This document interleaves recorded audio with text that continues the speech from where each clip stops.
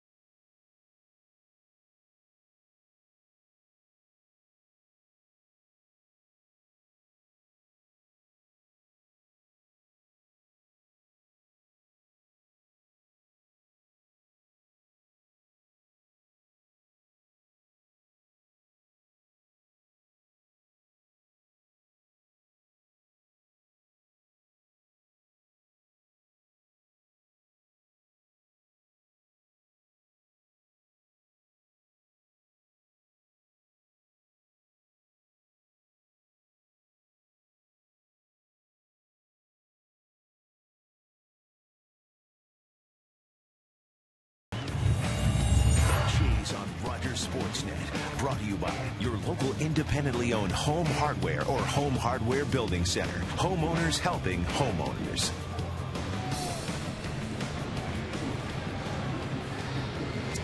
Welcome to Rogers Center. You can see the roof is closing. It was open during both BPs for the Yankees and the Blue Jays, but it has cooled off dramatically. The sun's starting to set. So in order to keep everything comfortable here, they're going to close the roof. Yankees are on a long road trip. This is their last leg. They've played 7 games so far. They've gone 3-4 on the road trip. And Joe Girardi's team has really had a long and tough road trip. They still maintain a lead in the American League. Derek Jeter, Curtis Granderson, Martin Teixeira, top of the order. Robinson Cano, what a season he's had. He's established a new career high with 111 RBIs. Nick Swisher's had a great second half. Eric Chavez will continue to fill in for Alex Rodriguez at third base. Jorge Posada's the DH. Russell Martin behind the plate. And Brett Gardner, who has skilled the Blue Jays all season long, will be in left field. Tonight's starting pitcher is brought to you by Icy Hot. Pain is no match for the Icy Hot patch. Dustin McGowan was supposed to pitch on Sunday, but he has been moved up because of the injury to Brett Cecil. He will get the start, though, today. He was just reinstated from the 60-day disabled list on September the 5th, made his first start on September the 11th against Baltimore. Got a no decision in that game.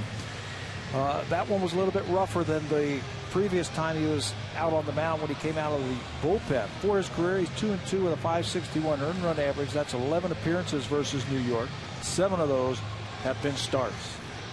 Blue Jays coming off the off day. Let's take a look at the defense. Thames, Rasmus, and Bautista in the outfield. McCoy continues to fill in at shortstop with Yunus Escobar battling that elbow contusion. Kelly Johnson's at second. Brett Laurie, Adam Lind at the corners, and J.P. Arancibia having a phenomenal rookie season.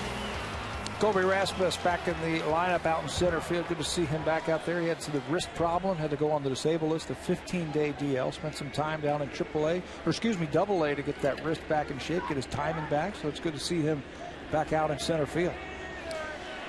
Derek Jeter set to start play here tonight. Takes a first pitch down and away for a ball. Jeter on a 13-game hit streak. Since he came off the disabled list on the 4th of July, he's at .332. And he's hitting everything hard. Earlier this year, it just didn't look like he could square up a lot of pitches. Remember what we were talking about when we came out of disabled list, or out of spring training when he came off the DL, talking about his stride at the plate. Well, he has junked that, and now he's hitting the ball hard. Fouls this one back. A lot of talk about Jeter all throughout spring training about making adjustments, and it seems as though those adjustments have finally taken hold. You mentioned that 13-game hit streak. He's hit over 300 during that 13-game hit streak. Average just a tick under 300 now. Check swing foul. I mentioned his 13-game hit streak. That's the 43rd time in his career he's had a hit streak of 10 games or longer. Mr. Consistency.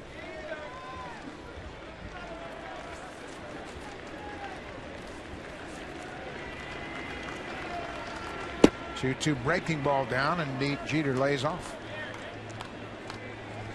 Dustin McGowan, we mentioned his last start, and he had control problems last time out on Sunday against the Orioles. Those are his numbers for his career against the Yankees. This will be his 8th start against New York. 3-2 pitch on the ground. Mike McCoy waits on it. Jeter's retired, 1 out. Scouting report tonight for Dustin McGowan is brought to you by Home Hardware. Homeowners helping homeowners. The heat is back for McGowan with the arm injury. You were wondering about the miles per hour. Well, he has it up to 95 or 96. I think he has to stay on top. He was getting underneath a lot of his pitches his last time out, and the ball was really sailing on him. And tonight, again, he will be on a pitch limit, about 75, 80, 85 pitches tonight for McGowan. Curtis Granderson takes a first pitch strike. Granderson's had a phenomenal season. His average has dipped a bit of late, down to 265. I don't know if anybody saw this type of season from Curtis Granderson coming. 39 home runs, 111 driven in. He had 24 home runs last year, and I thought that was about his high water mark, but he has really blown right through that. Granderson in a hole. 0-2. Takes the ball in the dirt.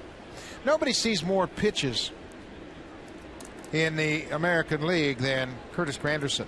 In fact, he sees more pitches in baseball than anybody. 4.45 pitches for at bat.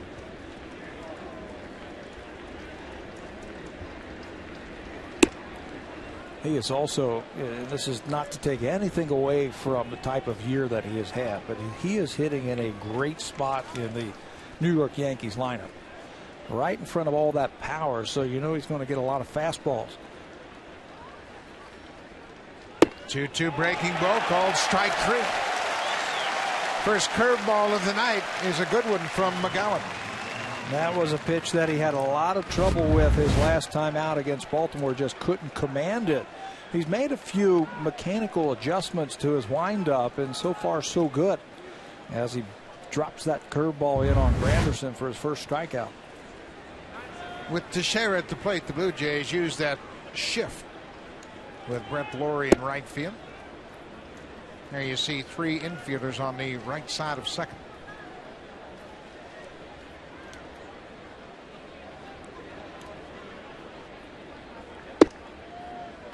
Ball in the strike. Well, the first thing you notice about McGowan tonight is his fastball's really running, especially to the left-handers. There's a fastball hit on the ground. Lawrie had to wait on the hop. Has time to throw Teixeira out. Good start for Dustin McGowan.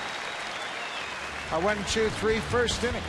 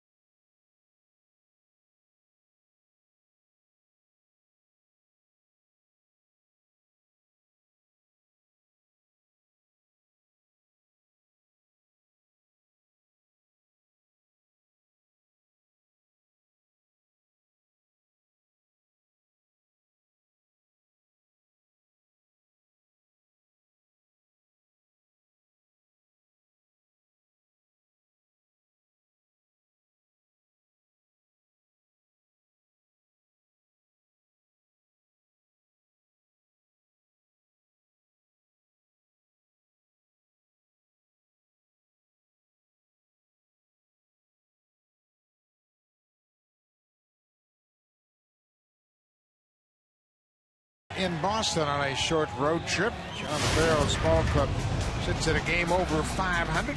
Mike McCoy there names Jose Bautista top of the order. Bautista still hitting over 300 for the season. With the left-hander on the mound, Sabathia, Edwin Encarnacion bats behind Bautista. Lynn drops to 5. Gloria Rasmus, Aaron Sebia, and Kelly Johnson will bat 9th today. CC Sabathia beat the Blue Jays on September the 4th to win his 19th game of the season. Now we'll try to win his 20th. Become the first Yankee starter to win back-to-back 20-win seasons since 79-80. Pitched well against the Blue Jays this year, beating them 3 times this season and 7 straight overall. .224 in the 3rd inning, and CC Sabathia is a big, strong starter. This is exactly what you'd like to have, a man that can pitch 200 innings year in and year out. There's that great changeup. To me, that has taken Sabathia's game to another level. Yeah, the changeup. When he first came up with the Cleveland Indians, everything was the same speed for Sabathia. Hard fastball, hard slider, he mixes in a curveball every now and then. But since he has refined that changeup and he mixes it in with that fastball, that's why he is so tough. Russell Martin wanted the appeal down to C.B. Buckner, and Buckner said no swing. Mike McCoy continues to bat leadoff. Escobar still not progressing very well from that elbow contusion. He was hit on the back of his left elbow, and it's still very sore, and he doesn't have much range of motion. Got a liner into center field. McCoy will start the game off with a base hit. Good start for the Blue Jays as McCoy gets his bat broken, but singles to start it off here. Scatter report for CC Sabathia. Big arm with a plan. You talk about a guy who's big and strong, but he adapts to any situation. He's got an excellent ratio of 4-to-1. That's a strikeout to walk ratio. Another thing that you like to see from your starter, and he's been good when the ball's on the ground. When he keeps it down, he gets a lot of ground ball outs when he's on. Eric Thames batting second. Thames also another rookie having a good season. 10 home runs, 32 RBI.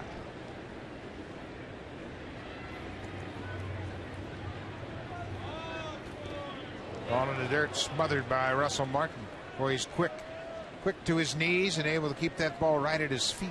They work hard every day with Tony Pena, who is the bench coach and the catching instructor here with the New York Yankees, about shifting your feet and blocking balls and keeping it in front of you. The whole key is to get your feet over there and keep your shoulders square to the pitcher. James pulls it foul. Yeah, the challenge this afternoon was to make sure those balls didn't bounce very far away from the catcher, and right there Martin did it so effectively that McCoy had to stay put at first. You don't have to necessarily catch the ball. Just block it, smother it, keep it right in front of you. Couple of catchers there. Joe Girardi, the manager. Tony Pena, the bench coach. Couple of good catchers. Mike McCoy for the season has 9 steals in 11 attempts. CC Sabathia, for a big guy, does a good job of shutting down the running game.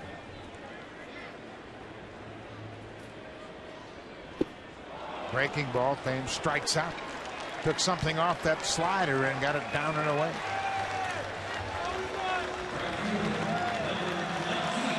That's something that Eric Thames is going to have to learn to lay off of this pitch right here, out of the strike zone. Just a little bit too aggressive here early in the game. One of the real oddities of baseball, Bautista against CC Sabathia. Jose Bautista is 0 for 18 against Sabathia. Go figure. You know, especially how well Jose has hit left-handers this year. .315, 11 of his 42 home runs against left-handed pitching this year. But a goose egg against CC Sabathia. There's a base hit. That's his first hit. McCoy will go around second. He's headed for third. Swisher gets the ball back to the infield, and Bautista has snapped a long over going opposite field against Sabathia. This is one of the reasons why Bautista is going to hit 300 this year. His ability to hit the ball the other way. They stay away from him.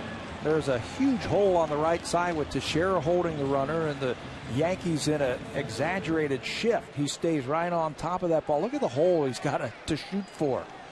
And this is easy pickings. You get it on the ground on this turf, and Blue Jays will play first and third all night. McCoy at third, Bautista at first, Edwin Encarnacion, the DH, cuts on the breaking ball. Mentioned Encarnacion batting fourth behind Bautista tonight to counteract CC Sabathia, the left-hander. Encarnacion just 6 for 23 against Sabathia. Overall, the Blue Jays only hit .201 against CC. Bouncing ball to third. Chavez quickly to second. Cano got handcuffed, and the throw is wide. Well, Chavez really handcuffed Cano as he threw it to the outfield side of second. The Blue Jays score. Mike McCoy comes in. Looked like a tailor-made double play. Yeah, it certainly did. To the Gold Glove infield of the New York Yankees, there's gold everywhere, but they just can't turn that double play. Encarnacion will get a RBI. Watch where the throw is. About belt high, and you can see Cano had trouble in the transfer around second base. Tries to use that bag as a defender, and the ball just sails on him. Chavez with a lot of Gold Gloves. Cano won his first one last year. Chavez 6 straight Gold Gloves as a third baseman for Oakland. Adam Lynn makes a first pitch strike. Blue Jays on top 1-0.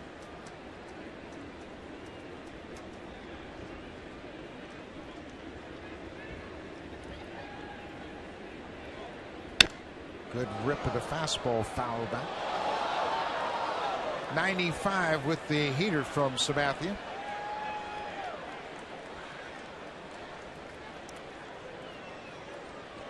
Lester McGowan had a 1-2-3 first inning. He has been staked to an early lead.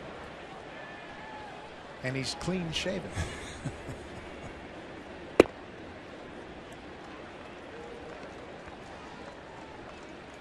It's been a real battle for Adam Lynn. His last 19 games, 19 strikeouts, and things just haven't gone well for him of late. That's been his Achilles heel, the strikeout, especially from the left-hander. There goes Encarnacion. Boy, did he pick a good pitch to run on. Breaking ball in the dirt. Edwin picks up his 8th steal of the season, and he really did a good job of going with the pitch selection. Only been thrown out one time this year. You got to figure that Lind was going to get a breaking ball, and that's the key right there for Encarnacion to take off on the first movement by Sabathia. He guesses right. It is a breaking ball. It's in the dirt, and he steals it easily. But the breaking ball from a left-handed pitcher to Adam Lind, the batter, has really been a problem with him over the last few weeks. 2-2. Another breaking ball, and there it is. Down in the dirt, Lind chases it. Sabathia strikes out a pair in the first inning. But Edwin Encarnacion picks up an RBI on the fielder's choice. McGowan's got a 1-0 lead.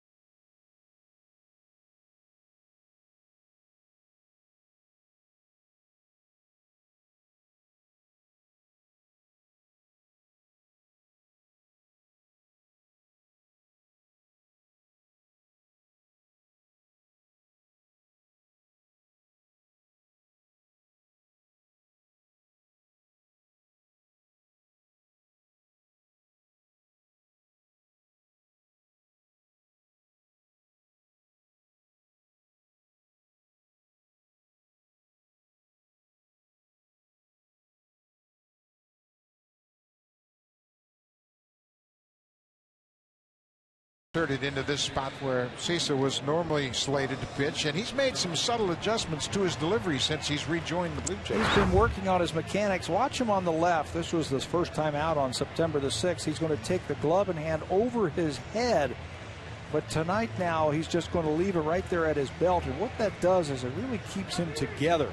They felt like he was really starting to get ahead of himself, meaning his lower half was getting ahead of his arm, and that was making him get underneath the ball, and that's why it was really sailing against his last time out. 5 walks his last time out against Baltimore. This time, with that exaggerated windup, it really helps him stay over the rubber just a little bit longer and stay on top of the baseball. Yeah, and if you don't think baseball players are superstitious, you saw he's hiked up his pants, he's shaved off his mutton chops, and he wants a fresh start. Robinson Cano will lead things off for the Yankees, and well, what a year Cano has had. We mentioned a new career high in RBIs. He's driven in 111.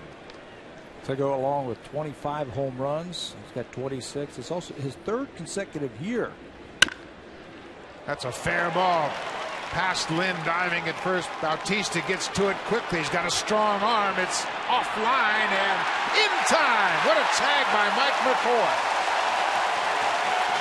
Dan Isonia, the second base umpire, really positioned himself perfectly. Bautista delivers a strike to second. McCoy with a quick tag.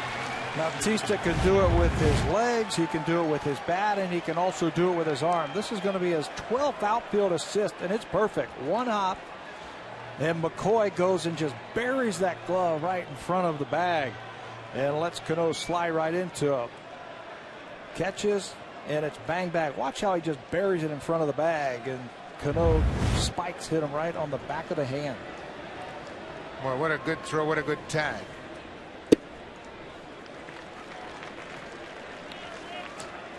I tell you what, McCoy did a good job. There's only one place that tag is going to matter, and it was right to the bag, and he went right to the bag and got that glove underneath the foot of Cano. You're taught as base runners to go straight into the bag as quickly as possible when you've got those bang bang plays. Mike McCoy knows that. Throw went offline just a little bit, caught it, and got back there quickly. Nick Swisher. Change up and a good one. 1-2.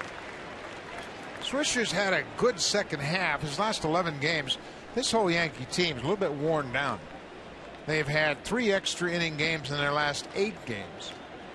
They're on this long road trip. They had rainouts. They had a game against Baltimore start at 11:08 p.m. There's a weak ground ball to third. Laurie in the shift makes an easy play. 2 quick outs.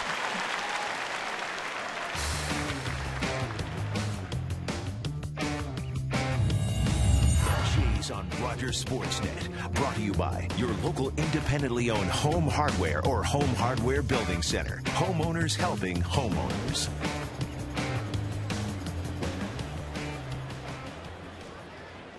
Two outs, top of the second. Eric Chavez, the third baseman. You were talking about the Yankees schedule and how they're finishing up the year. They are in the midst of playing 33 games in the final 32 days of the season. They had an off day yesterday. They came all the way from Seattle. You know, what an off day. They got in at 8 o'clock in the morning yesterday, and that's it. The other scheduled off days they have the rest of this month, they're playing makeup games. Cued off the end of the bat. Laurie comes in. He's got some time. Throws a strike to first. Another 3 up, 3 down inning. Just 9 pitches for Dustin McGowan, and he puts down the Yankees with the help of Jose Bautista.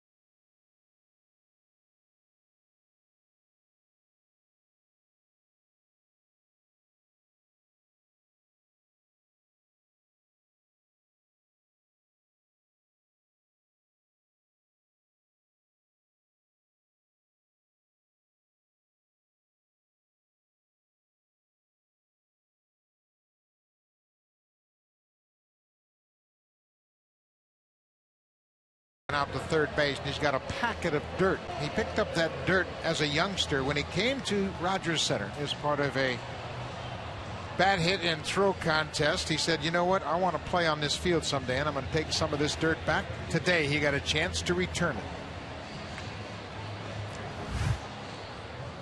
Yeah, no, it was a very, very long time ago, and you know, as a young kid, you obviously want to play Major League Baseball, and that's your goal. But you know, when you pick up dirt like that, and then you promise yourself that one day you're going to put it back, and once you get back here, and it's kind of it's kind of cool when you think about it. But to do it today, and you know, not too many years later, it's a good thing I'm not like 25 or 26, but you know, I'm 21 years old, and this is the dream, and you know, I'm here, and I'm thankful for everything, but it came with a lot of hard work.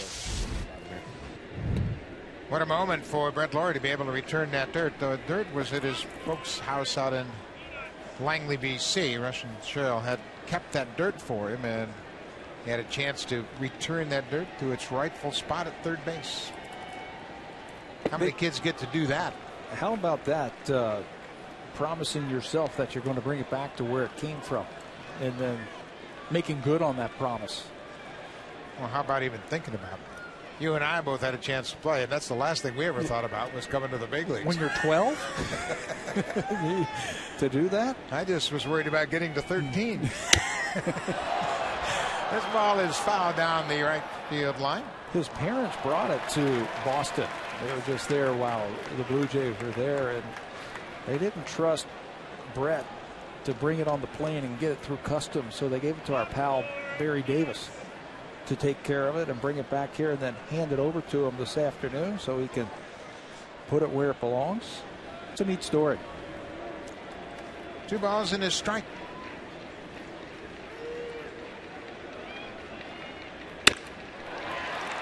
Cano positioned perfectly. Laurie is the first out of the bottom of the second. Center fielder, number 28, Colby Rasmus. Colby Rasmus has not played for the Blue Jays since August 23rd against Kansas City. He injured his wrist on a couple of different plays. First, he slammed into center field, bent that wrist back on his glove hand, and then dove for another ball and aggravated the wrist. And it didn't expect it to be a significant injury, but it's been 3 weeks since he's played for the Jays. John Farrell all along said he wanted to send him down to the minor leagues and get some at bats so he can get his timing. And I remember standing around the cage when he first was eligible to come off the DL, and he said, it feels fine. I think I can go. I think I need to play in a game. And wanted to stay here. But then today, talking to him, he said, you know, it was the best thing for me to go back down to Double-A and get some at bats under a, you know, less pressurized situation. And he feels like it really helped him. Ball on the strike. Isn't it amazing how managers and coaches always have a pretty good idea? But players are reluctant to go down to the minor leagues, and the players are the ones that fought to have the rehab assignment. Players Association felt it was a great benefit for injured players to have that ability. You didn't have to suffer any major league service time. You were down on a rehab assignment, accumulating service time. Plus, the numbers you put up in rehab didn't go against your major league numbers, so it was all win-win for the players. There's always some guys who just want to just resist that and just feel like they're ready to come back. Good breaking ball. Sabathia strikes out Rasmus. For every home run Toronto hits in today's game, you can win amazing prizes from Sharp, including Canada's largest LCD TV, a 70-inch Sharp Outdoors. Enter online and hit a home run with Sharp.ca. Sharp makes bigger, better. 3 strikeouts now for CC Sabathia. JP Arencibia will bat with 2 outs.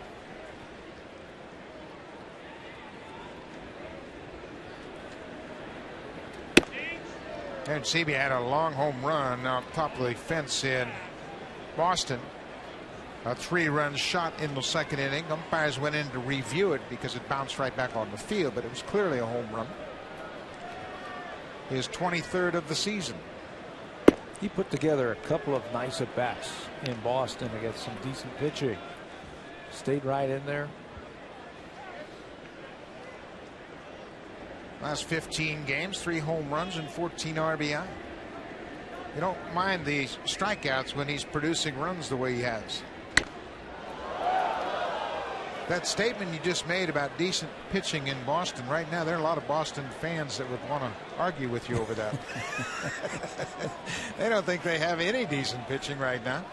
Big test for them tonight. Josh Beckett goes to the mound against James Shields. Red Sox are trying to hold off the Rays. Popped up on the left side of the infield. Jeter looked at Chavez and then realized he was going to have to make the catch. Captain comes through. Sabathia has a good inning, a 1-2-3 second, but the Blue Jays have an early lead.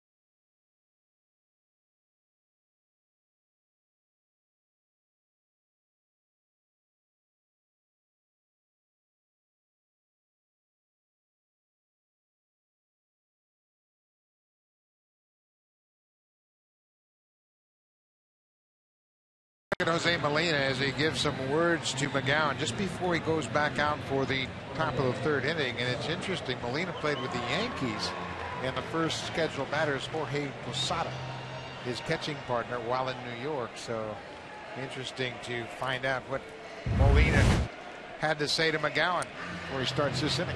Well, maybe it's don't change anything, because he looks very good so far. Through 2 innings, he's given up a hit. He's had a strikeout. One thing you notice right away, he's got very good action on his fastball. It's really diving away from the left-handers. That's one pitch that he didn't have his last time out against Baltimore.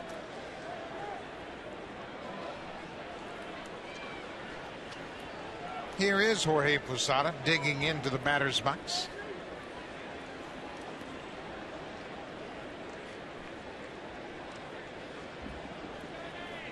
Switch hitter batting left-handed against the right-hander McGowan.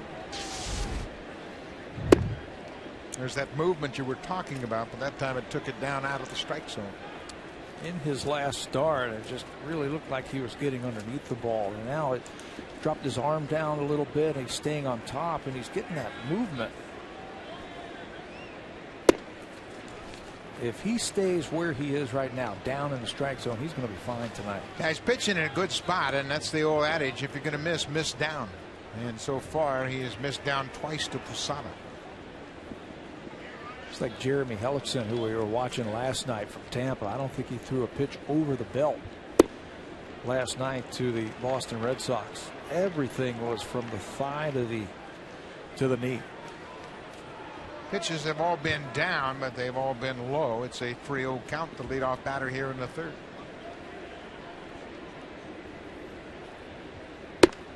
There's a strike as he made the adjustment in through that last pitch, center cut right down the middle.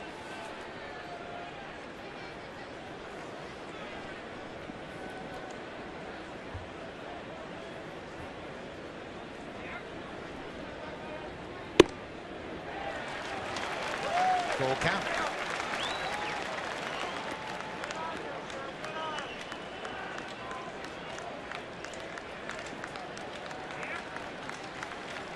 Posada hasn't had the impact against the Blue Jays as he's had in the past. And he bounces this ball. Big hop for Kelly Johnson at second. Lozano's retired.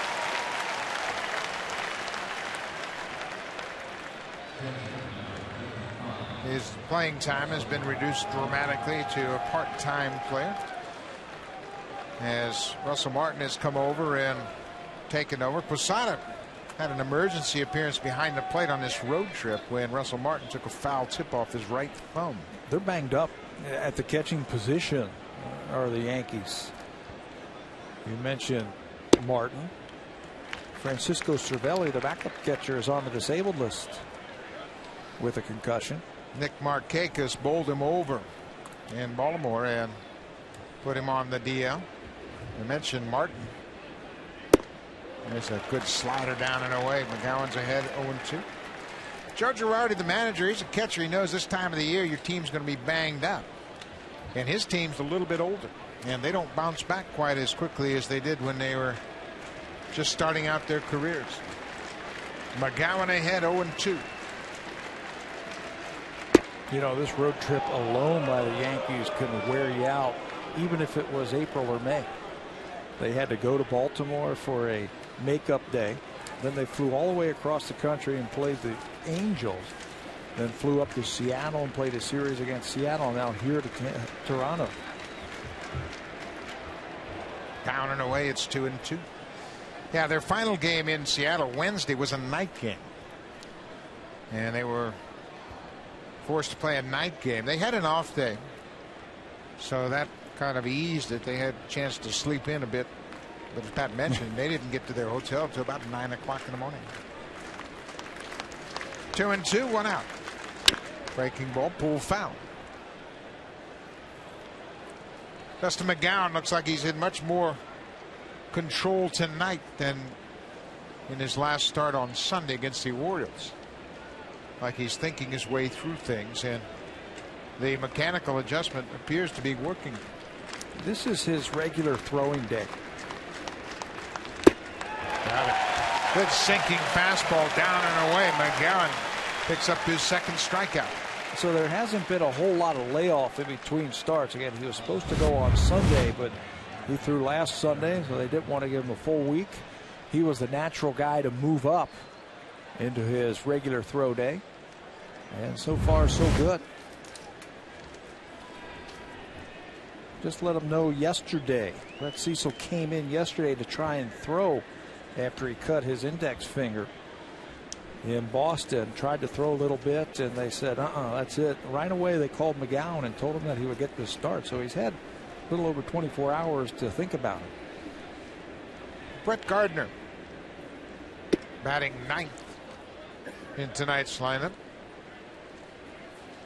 Kyle Drabek in the middle of the relievers, Casey Jansen on his right and Chad Beck on his left. Drabek will pitch in this game at some point.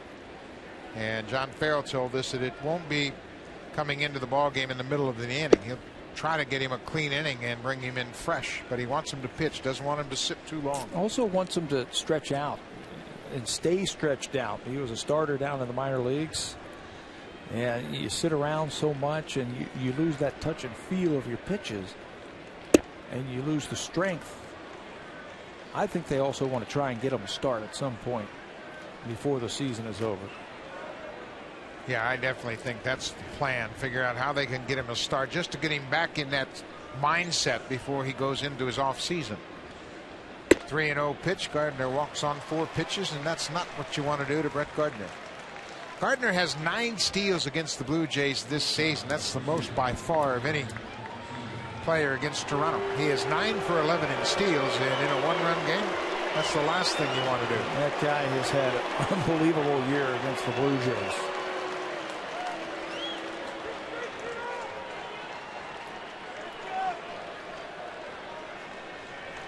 Derek Jeter, the captain, got the old star treatment here at Rogers Center. Like Reggie Jackson said, they don't boo nobodies. Jeter, for his career, Blue Jays have seen a lot of him, and he has more hits than anybody against the Blue Jays. Fouls this one off. Derek Jeter, for his career, a .314 hitter against the Jays. He has 291 hits. Of course, he's played in a couple of games against him. 231 games prior to tonight. Got to keep your eye on Brett Gardner. He's 43 steals for the season. There he goes. Aaron Sebia from his knees. It's high and late at second. That's 10 steals against the Blue Jays this year in 12 attempts for Brett Gardner. 40 steals, 44 steals now. Remember when we were playing the Yankees the first time we saw them, and he was really struggling both with the bat and on the bases. He was thrown out 6 of the first 11 times that he was trying to steal this year. Well, he's stole 38 of his last 45 now. And he has just been wearing out the Blue Jays on the bases. Breaking ball blocked by Aaron Sebia. JP has been throwing a lot better in the last couple of weeks. He's put a lot of time in, a lot of energy. Been throwing a lot better, but he had no chance that time against Brett Gardner. It's a position that takes a lot of time to work at, and it certainly takes time to become accomplished behind the plate. There goes Gardner to third. Aaron Sebia's throw, not in time. It's a track meet with Brett Gardner against the Blue Jays. That's 11 steals now this season. Well, on top of hitting over 400 against the Blue Jays this year, you mentioned all the stolen bases that he has. He's so quick. He's got that burst. In about 2 steps, he is in full stride and full speed. 45th steal of the year for the Yankees left fielder. 2-2 pitch. Down and away. Boy, how many times have coaches told starting pitchers, don't walk the number 9 hitter, especially with 2 outs. And he can run like that? Yeah. He's hitting 9th for a reason. Then you got the meat of the order coming up next. 3-2. Got it. Went right back to a breaking ball and got it in a good spot. McGowan strikes out a pair in the third. They're standing at third base.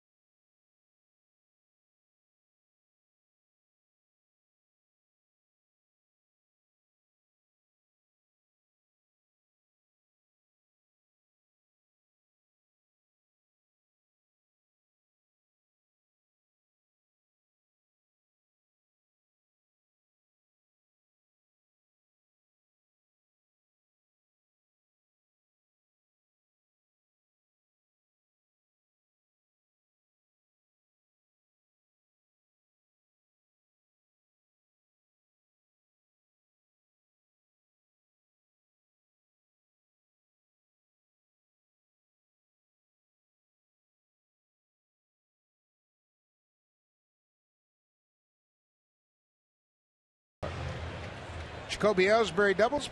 Dustin Pedroia singles. That's 1 run. David Ortiz, after a wild pitch, drives in Pedroia 2-2. They are now in the top of the 3rd. Kelly Johnson, the number 9 hitter, takes the first pitch strike. Johnson is 1 for 7 against CC Sabathia. He's had a 20 home run season when you combine his numbers between Arizona and Toronto. That's a pitch that has really given Johnson problems. That slow breaking ball from lefties. He has had trouble with that, with the strikeout with the lefties. They've also tried to go up against Kelly. That's just learning the league and learning the pitchers. Yankees do a good job of really scouting their opponent and finding weaknesses, and then get their pitchers to exploit those weaknesses. You would think that Sabathia would be a guy who says, here it is, fastball, slider, but he does a good job of adjusting in game and then finding the weaknesses and then attacking them. And a liner in the left, that's down for a base hit.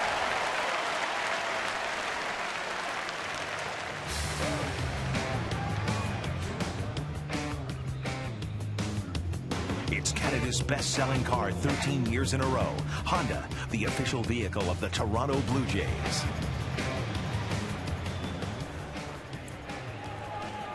Kelly Johnson with a leadoff single. You got to believe the Blue Jays are going to try something here with the leadoff man aboard, and there's the bunt. Pushed it right to Teixeira, and McCoy beats him.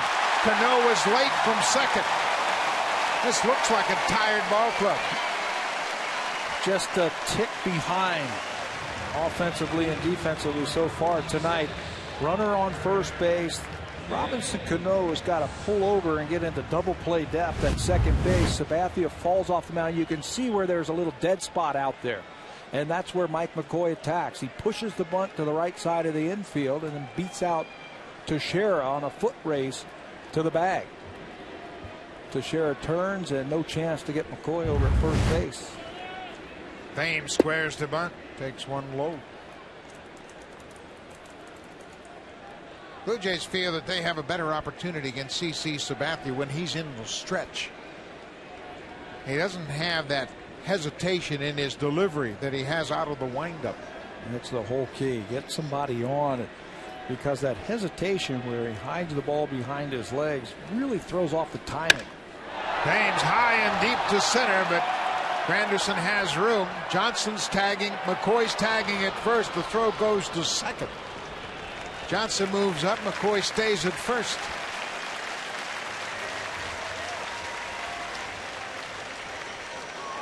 So Thames hits it deep enough to move Kelly Johnson from second to third. Sets the table for Jose Bautista.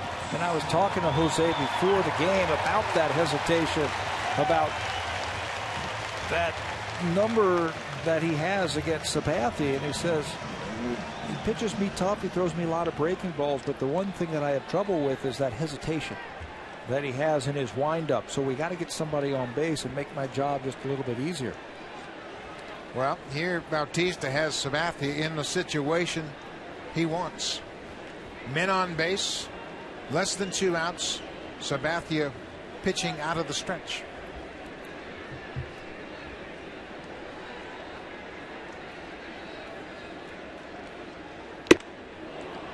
Got a fastball and swung right through it. One thing Sabathia hasn't done to Bautista over the last couple of years is thrown him back-to-back fastballs.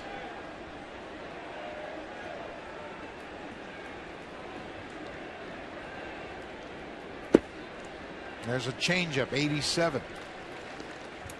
Russell Martin believes that changeup is the best pitch Sabathia has. Yeah, and he can get a lot of ground ball outs with that. That's what I mean about a big arm with a plan, that he can adapt to certain situations. It looks like they're going to go right back to that changeup and pitch to the batter. Try to find those weaknesses and then adapt to it. Jose Bautista watches a lot of film. And he was in there watching Sabathia today of how he was pitching to him, how he was trying to set him up. Said he looks for a lot of breaking balls from him.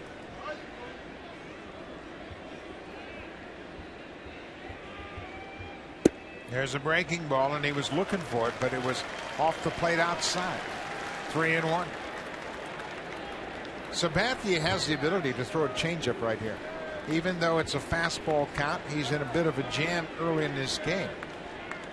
And changeup has evolved to be a very effective pitch. 3-1, 1 out. He walked him. Boy, Bautista takes another big walk. That loads the bases with just 1 out.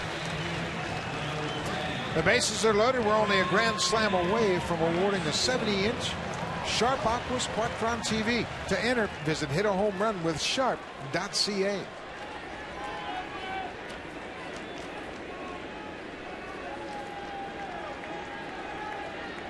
The Blue Jays have hit 4 grand slams this season. Encarnacion trying to make it 5. Yeah, he is looking for one pitch right here. There are his numbers. 3 grand slams in his career. His last time up, I felt he just missed a pitch, rolled over an off-speed pitch against Sabathia. He is at his best when he is thinking right back through the middle.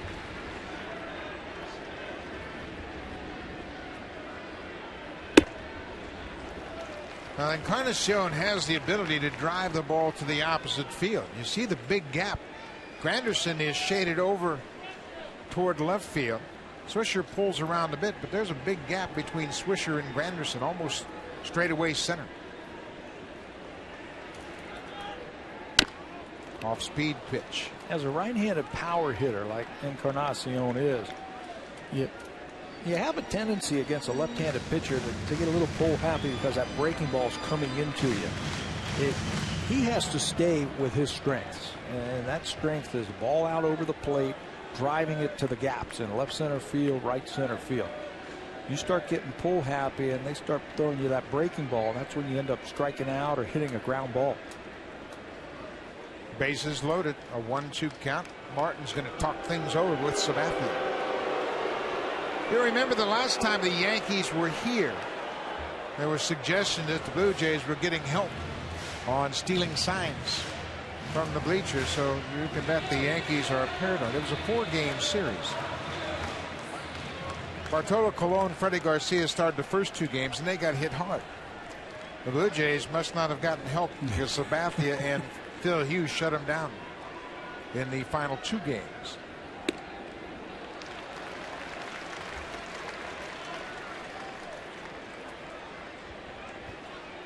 And then you never heard that talk. No. The last 2 days. I guess the tickets weren't there for the man in the white shirt. Full count. Another changeup missed downstairs. Kelly Johnson got it started with a base hit to left. Mike McCoy pushed a bunt for a base hit to first base. Bautista drew a walk. The bases are loaded.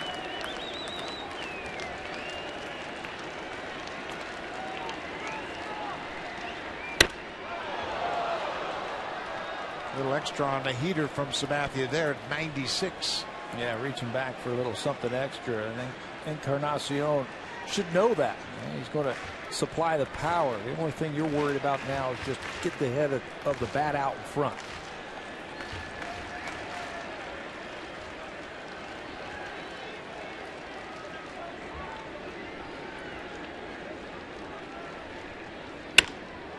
Back to Sabathia. He goes home for 1. Back to first in time. Teixeira is talking with C.B. Buckner about the path that Encarnacion took to first. But it didn't make any difference as Teixeira caught the ball. Encarnacion's retired. A 1-2-3 double play ends the 3rd.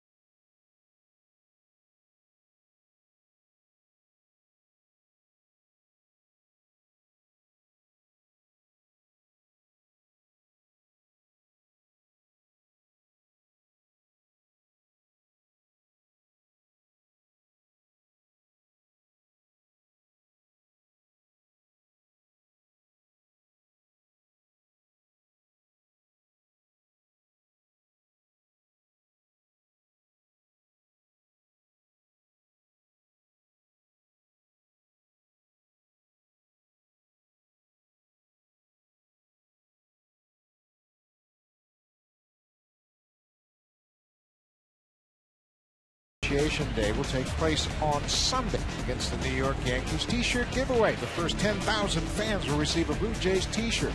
Players include Adam Lind, Ricky Romero, and Yunel Escobar. Call the Blue Jays directly for your tickets at 416-341-1234. Log on to BlueJays.com or stop by most Rogers Plus locations. Adam Lind will have one of those T-shirts passed out with his number on it. Jersey T-shirt giveaway day on Sunday.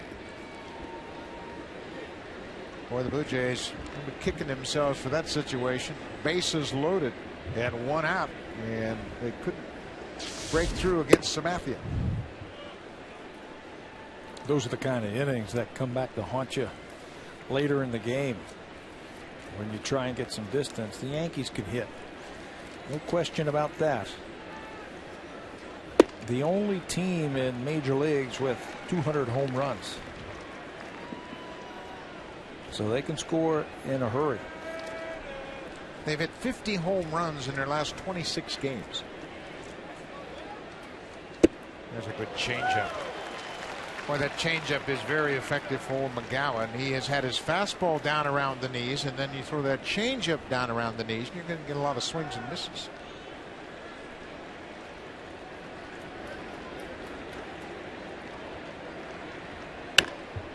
Breaking ball is pulled foul.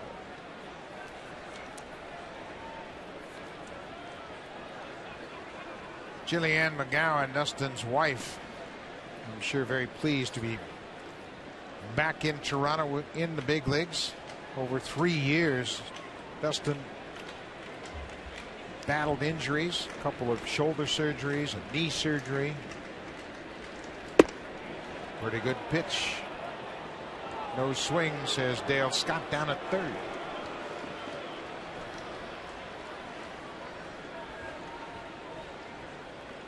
Stay right there against Granderson. He's become more of a pull hitter since he has come over to New York. So they're going to stay away from him. I think that's a good idea. Well, Granderson's got a good eye. We mentioned he sees more pitches during his plate appearances than anybody in baseball. And he works the walk. A leadoff walk. It was a 2-out walk that had McGowan in trouble in the third. This time it's a leadoff walk.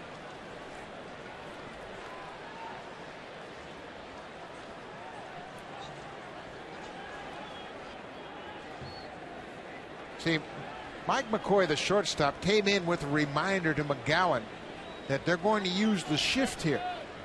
And if Granderson takes off, McGowan's responsibility will be to cover third.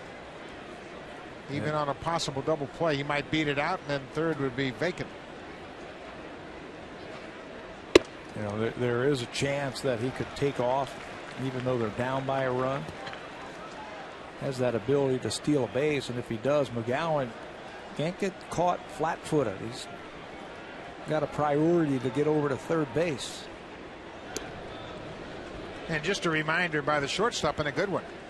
Because pitchers, they get all wrapped up in that leadoff walk thinking, oh man, what am I doing now? And McCoy came in to remind McGowan he's got a responsibility defensively to cover third.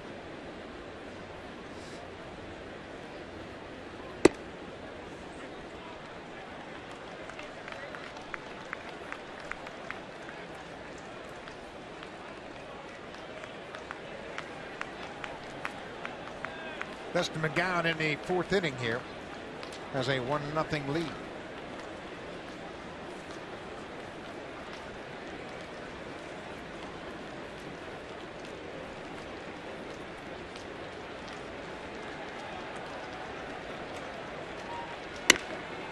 Bouncing ball. Laurie shovels it to McCoy at second, back to first, not in time. That's an awkward double play for Laurie, who is playing on the first base side of second with the shift, and he had a long toss. He might have been better off throw it overhand. Yeah, now he's played some second base in his career, but this is just too far for him. You can see his momentum taking him to the bag. You're right, just a quick toss to second base, it would have gotten there quicker. You see the timing messed up just a little bit, and that's all that Mark Teixeira needs to beat it out. Robinson Cano singled and was thrown out trying an advance to second. Bautista threw to second base, and McCoy tagged out Cano. That was the first out of the second inning.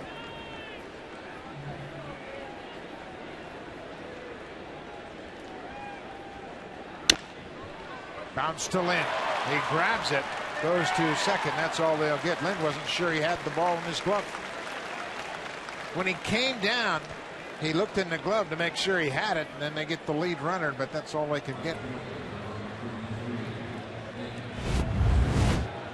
Holds the runner on, comes down, watch it, goes up and gets it, and then checks just to be sure. He had it in his glove, and that's all the Blue Jays can get, that lead runner. Nick Swisher with Cano at first in, 2 down. Jays have done a much better job, I think, in the second half of the season turning tough double plays. But so far here in the 4th inning, they haven't been able to turn that one. Swisher goes after the first pitch, and that's really a problem when you're playing the Yankees because they have so many power hitters up and down the order. If you get a chance to close out the inning with a double play, you better make the double play, because now you have Swisher at the plate. He's got 23 homers himself. Yeah, that's right. Just giving that one more swing, one more kick at the can. McGowan's ahead 0-2. Boy, he is sharp tonight. We've seen a good sinker, a little bit more movement on his fastball, and a good changeup. Only giving up the one hit. That was to Cano, but he was wiped out on that play by Bautista. Everything was up, especially to the left-handers his last time to the mound.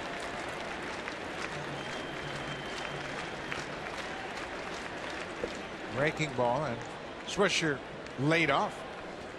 I tell you what, we talk about him often, but when you have a combination of John Farrell, the manager, a former pitching coach, Bruce Walton, the pitching coach, and a former Cy Young Award winner as your bullpen coach, you can solve a lot of problems with those three minds.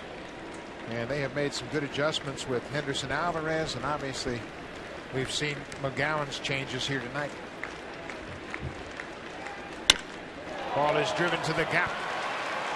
Colby Rasmus can't cut it off. Cano is headed toward third. He's coming around third. Throw is held in center field as that double play not being turned does come around to bite the Blue Jays. Yankees tied it up. Nick Swisher with an RBI double to the wall in center. And again, they've been doing such a good job of turning the tough double plays, but against the Yankees, if you don't close out an inning, they have the ability to do this. It looked like a changeup that was up. Rasmus can't cut the ball off as it gets all the way to the wall, and then his relay throw to Johnson is off the mark. Bounced a couple times to the lead cutoff man, Kelly Johnson, and that gives Cano a chance to circle the bases. Yankee hitters are opportunistic. They'll take advantage of those extra opportunities you give them. That time, Nick Swisher picks up his 82nd RBI. Eric Chavez hits that fastball down and has a look at it downstairs. Chavez grounded to third his first time up.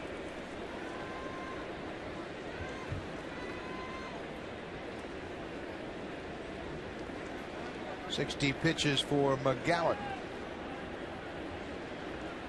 Extra pitches in this inning, as they didn't turn a couple of double plays. Yeah, that's the other thing you have to think about, that when you don't turn balls that look like they could be two, it just adds to the pitch count to the starter.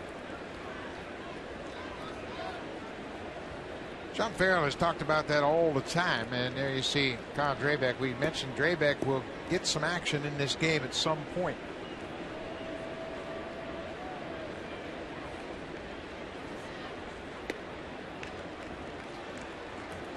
3-0.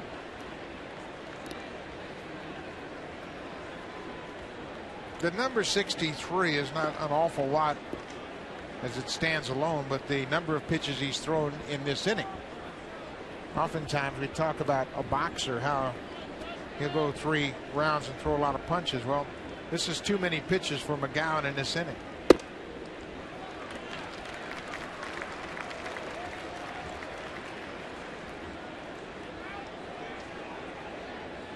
That was his 18th pitch, and he could have been out of this inning. Yeah, you start feeling it in your legs as you go a little bit deeper into games like this. He's stretched out, but right about 80 pitches. High and deep to center. Rasmus back at the track, at the wall, looking up. Home run, Eric Chavez. Just the second home run of the season for the Yankees' third baseman. And they have taken the lead here in the fourth. Chavez has spent a long time on the disabled list this year, but he has come up with some big hits for New York. This looked like a pitch that was up about belt high, and he doesn't miss it. When he was with the Oakland A's, 30 home runs was a given with that sweet swing like that from the left side. Chavez with number 2.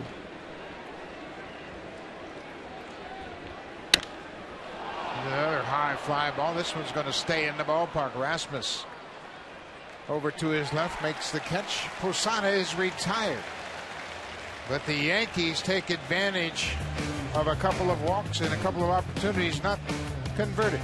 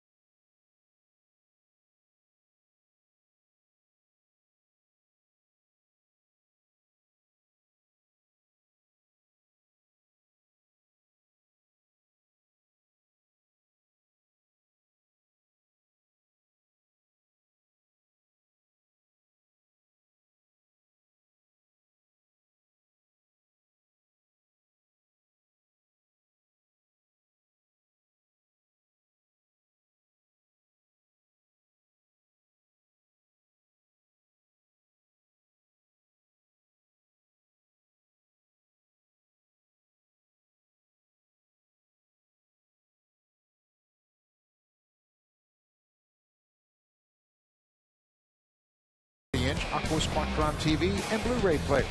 To enter, visit hitahomerunwithsharp.ca. Sharp Aquos makes bigger, better.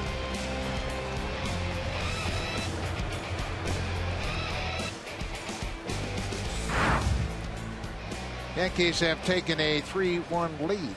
Blue Jays had a great opportunity against CC Sabathia, and they couldn't convert. Bases loaded, 1 out, and with Encarnacion hit into a 1-2-3 double play. Lynn starts things off with a first pitch base hit into center.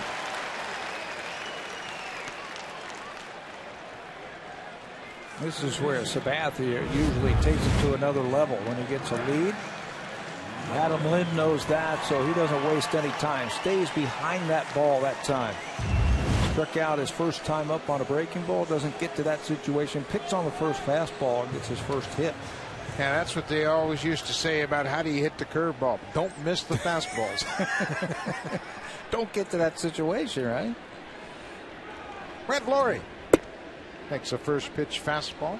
Looked like a changeup, actually, 87.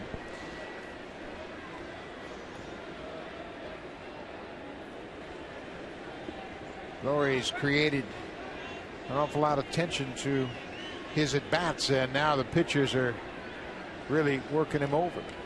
Yeah, they're certainly paying a little bit more attention to him. We saw that with the Boston Red Sox. They were busting him in with fastballs and throwing him a lot of breaking balls. You start doing something in the big leagues and they will take notice.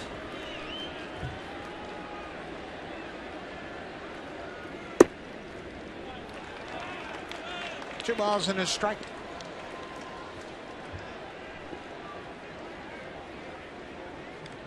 Long look down at Brian Butterfield, the third base coach.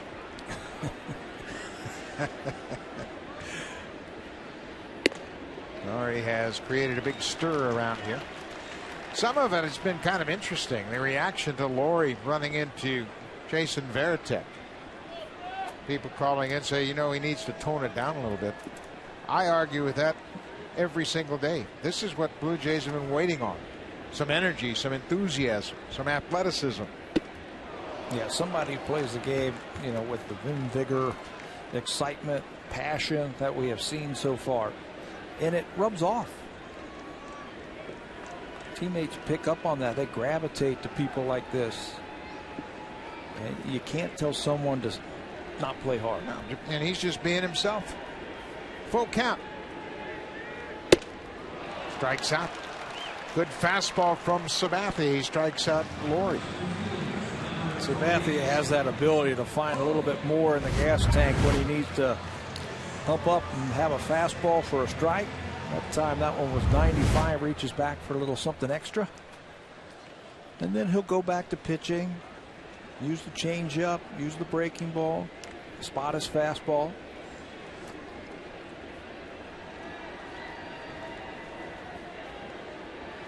Colby Rasmus takes the first pitch breaking ball.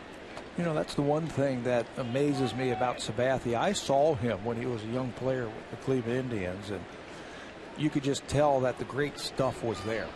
He had the fastball, and he was going to be a big winner. But he has adapted now, and he is more of a pitcher, I think, than the guy we saw when he first came up. And when you combine that kind of talent with the knowledge and the experience that he has, that's why he's a winner year in and year out. He's got a good delivery. You know, people just think about him being this big hulking person on the mound, but boy, he's athletic. And he can repeat that delivery, and there he gets Rasmus to go after that breaking ball. But you can see that anybody who's pitched 224 innings coming into this game tonight, he doesn't wear down. That delivery allows him to throw strikes, and it doesn't really take a toll on him physically. Comes right back with another breaking ball, and he strikes out Rasmus.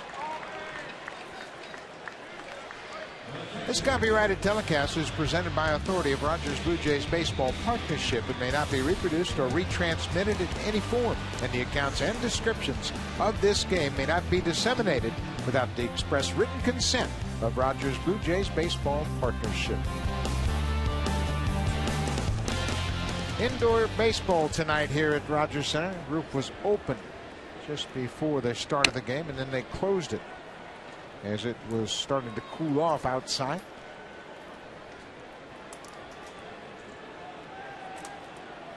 J. Pierre and Sabia popped up to end the second inning.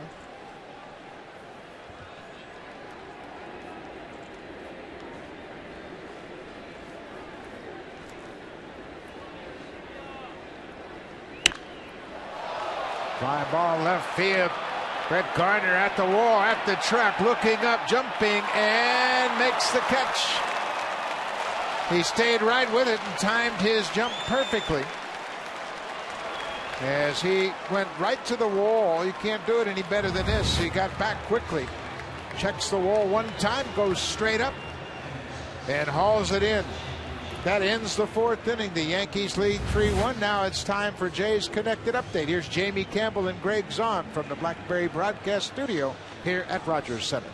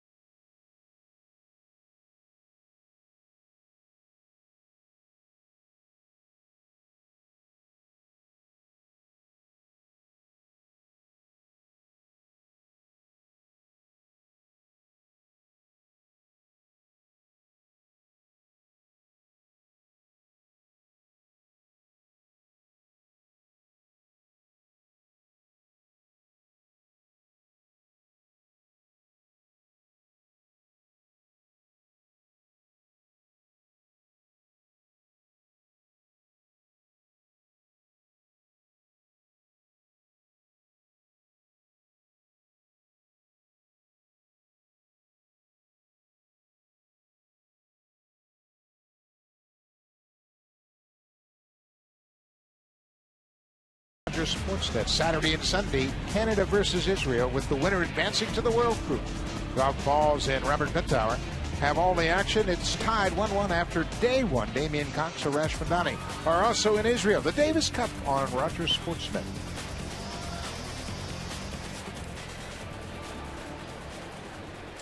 Top of the fifth inning.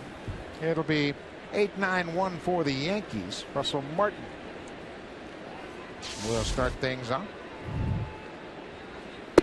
Is there anything that Brett Gardner can't do against the Blue Jays? No. Do you remember the last time we were in Yankee Stadium in that first inning? It looked like the Blue Jays were going to blow the game open to start it. And it was his bat and glove that kept them in that game. Yeah, he's had a great season against the Blue Jays.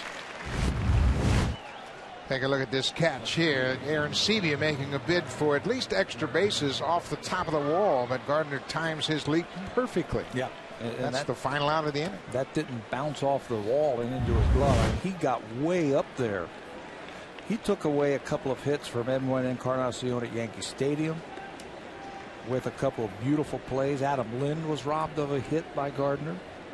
On top of that, he's hitting like .470 against the Blue Jays this year. 11 stolen bases. The stolen bases. There's a bunt. This one down the third baseline, and Laurie will let it roll foul.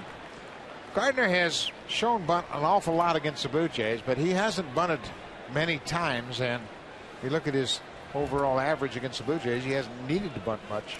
No, everything that he has hit this year has found a hole. That's why I was surprised when I saw his average at .261 starting this game. Yeah, you take the Blue Jays away, he's hitting about .230.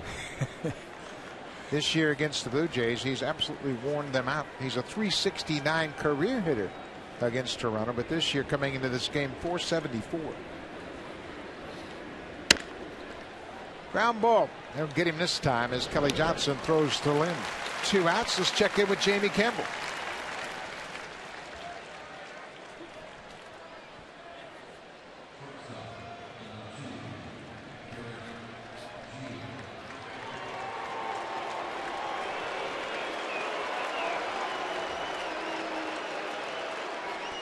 David Ortiz told the fans in Boston, it's time to panic.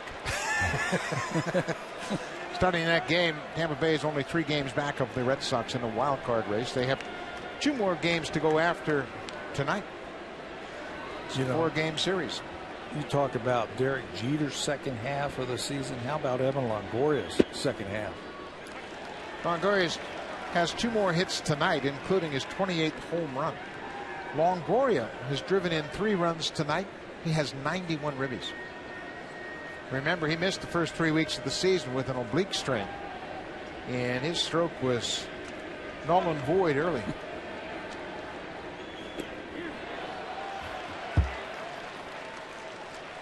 What was it, about 2 weeks ago? We said, well, the pennant race is over in all divisions in the wild card and everything else. Look at the wild card race. The Rays are just 3 back of the Red Sox, but how about the Angels? And the Angels are breathing down the neck of the Texas Rangers. They've got the pitchers that can compete and give their team a chance to win every single night.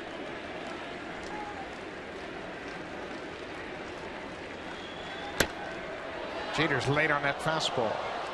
The Angels have those 3 starting pitchers, and Mike Scioscia, I'm sure, is going to see if he can't manipulate his rotation to keep them as fresh as possible and keep them in line to pitch those meaningful games.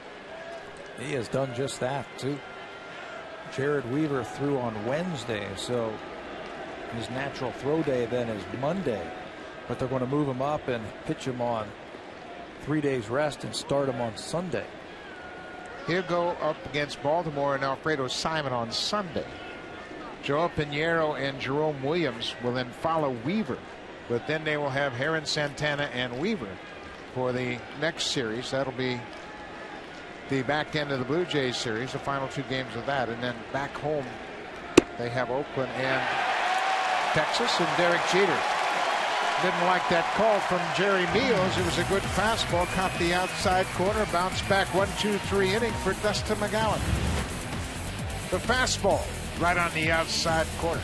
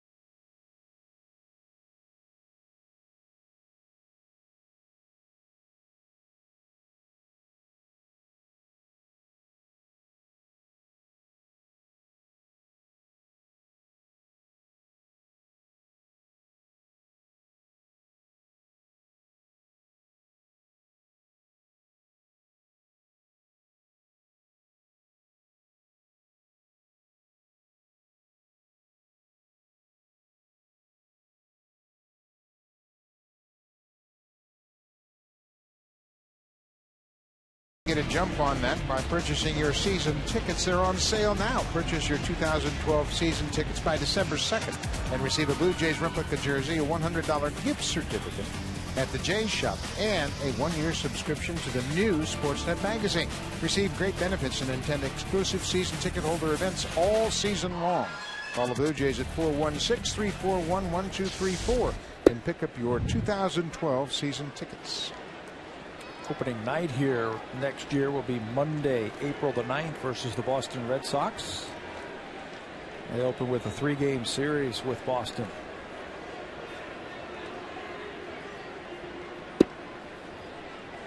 Kelly Johnson, the number 9 hitter, got things started back in the 3rd inning.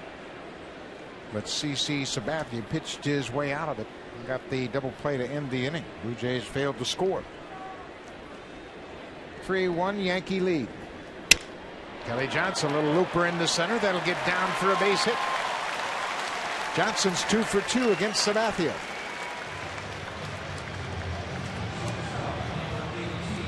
Dustin McGowan on the bench had a very quick 5th inning, a 1-2-3 5th inning. He's thrown 75 pitches, so he's got a few more pitches left in the tank. And John Farrell told us earlier that Kyle Drabeck would pitch in this game. But if McGowan goes out there and has a long inning, they're probably going to have a quote-unquote relief pitcher loose to come in middle of the inning if necessary. Rather have Kyle Drabeck, when he comes into the ball game, trot in to start an inning. So we'll just see how they play it from here on. See where Cano is this time against McCoy. Last time up, he was closer to the bag, and McCoy bunted to first base. Cano could never get to the bag and take a throw from Teixeira. Just a little bit deeper then, too. So that's why Mike McCoy, he has seen that. And now he's going to go ahead and swing the bat. 2 for 2 tonight from McCoy. And now you see Cano can back up with McCoy in the hole, 0-2. So the threat of the bunt is gone.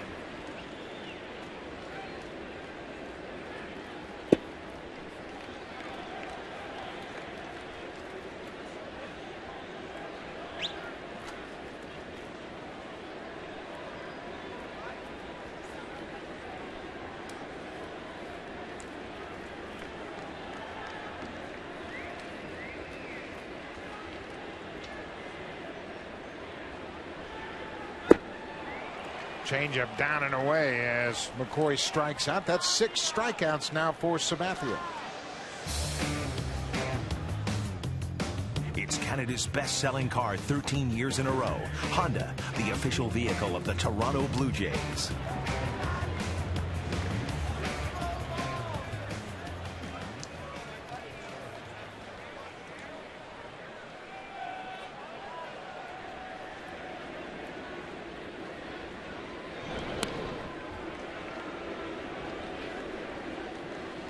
Eric Thames has struck out and flied out.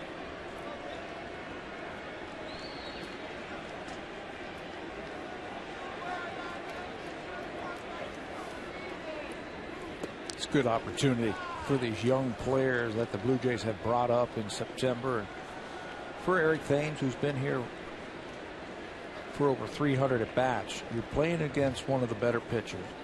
You're playing against a team that is fighting to get into the playoffs and win the division. Blue Jays have said that the month of September is going to be a big month about evaluating. Well, what better way to evaluate your players when the game is on the line? Playing against the best. So I think these at-bats for Thames and Laurie, some of the other young players, are going to go a long way. Well, you certainly get to see the best, and you can see Bruce Walton comes over and shakes hand with Dustin McGowan, and evidently that's going to be the end of his outing tonight. Same thing with McGowan. It's a great evaluation tool. 5 innings, just the one bad inning. If they could turn a couple of double plays, he'd be throwing shutout baseball against New York.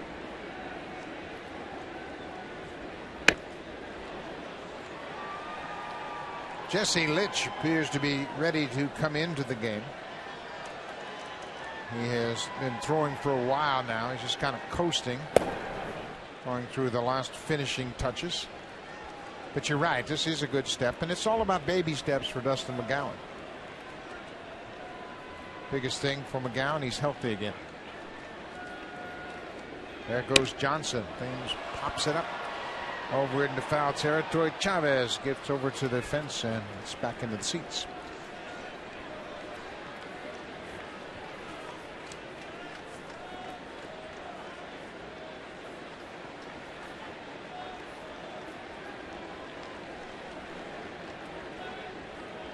Those are his numbers for the season. He's only had one stolen base since coming to Blue Jays, but he had 13 with the Diamondbacks before the trade.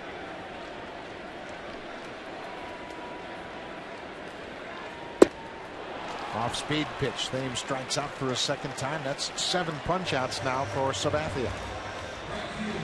He's got some weapons that he can use against you. And if you're not familiar with them, he can make you look bad. This looks like a hard, snapping breaking ball. A couple of check swings from Thames.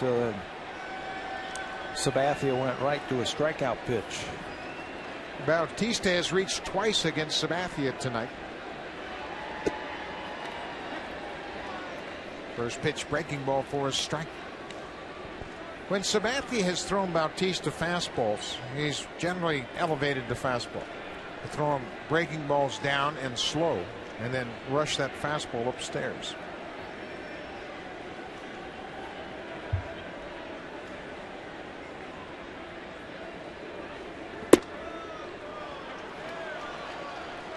That's a tough pitch. Yeah. Starts off the plate outside,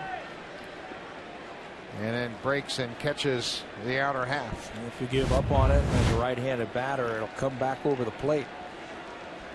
Right down the middle. He has thrown a lot of change-ups to Jose this year too, where that ball just kind of floats away from him, just keeps going away from Bautista. This is a tough at bat for Bautista. You got to grind down, being down 0-2.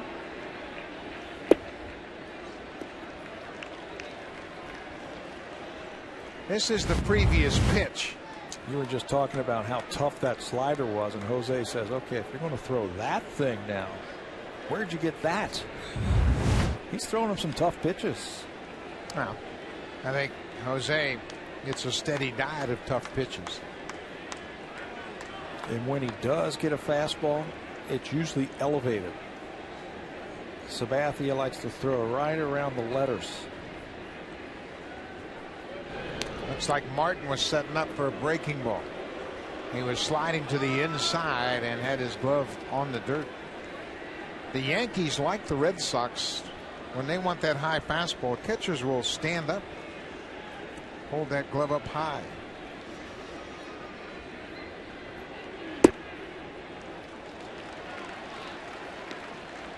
Well, it's quite a cat and mouse game going on now. 2-2, 2 outs. Runner at first.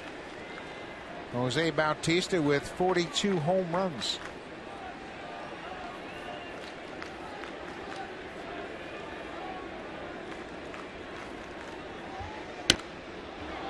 Straight changeup. Sabathia's got such a good feel on that pitch. It's only 5-6 miles an hour shorter than his fastball, but it's got that little bit of a sink right at the end. A little bit of a tail on that fastball, and he throws it with great arm speed.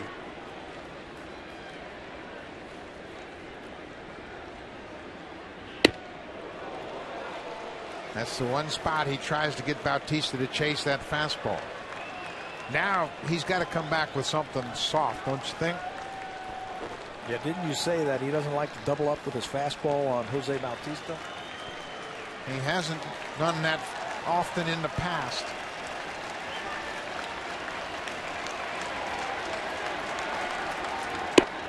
Back-to-back fastballs, and it's upstairs. Bautista walks for a second time. That's another thing that Jose has really done remarkably well all year long. He knows he's got a chance to tie it up with one swing of the bat, but boy, is he disciplined. Yeah, and he has stayed in there, and he was telling me today that that's one thing about his game, that at times you can get frustrated knowing that there's runners on base and that the pitcher is deliberately pitching around you. knowing that you can do all the damage, but you have to stay disciplined. And he has done that from day one.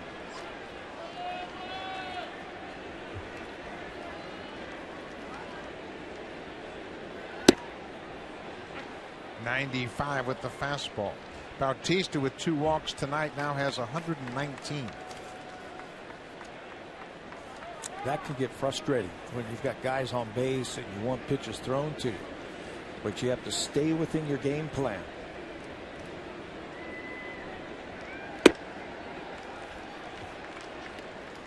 Bautista is 19 walks ahead of Miguel Cabrera. You see Swisher with 91, Santana with 90, and Pedroia 82. But Miguel Cabrera gets as much respect as anybody, but Miguel Cabrera has Victor Martinez hitting behind him.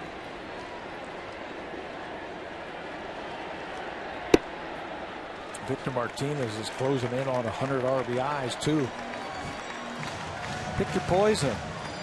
Do you want Cabrera or do you want Victor Martinez? Victor Martinez might be one of the best pickups any club has made during the offseason. He's hitting .323 with 94 ribbies. First and second, 2 outs. Nothing but fastballs from Sabathia to Encarnacion. Boy, isn't that interesting? He won't give Bautista a fastball in the zone, and here he's trying to pound Encarnacion with nothing but fastballs. Lind on deck.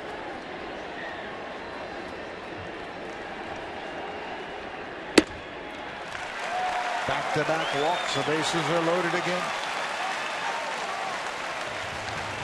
The bases are loaded. We're only a grand slam away from awarding a 70-inch Sharp Aquos Quadron TV. To enter, visit hitahomerun.sharp.ca. That back-to-back walks are going to bring Larry Rothschild, the pitching coach, out of the Yankee dugout. Rothschild in his first year as the Yankee pitching coach. He's done a good job. And they've had so many different players start their season with them. Bartolo Colon has helped him. Freddie Garcia. They've had some problems with Phil Hughes, A.J. Burnett. And Larry Rothschild's done a great job with this pitching staff. Well, he's been a manager. He's been a very successful pitching coach. And now he gets an opportunity with the New York Yankees to work with this very talented pitching staff. One area that he's really had an impact is the bullpen. Not that Mariano Rivera needed any help, but David Robertson is having one of the best years any relief pitcher has had over the last decade.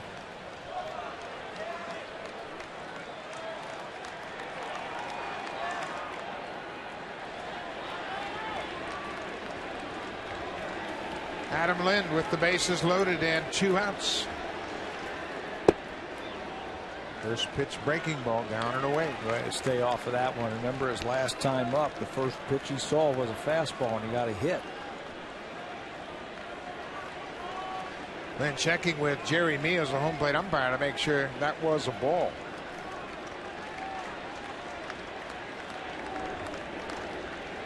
Sabathia has only allowed 15 home runs this season.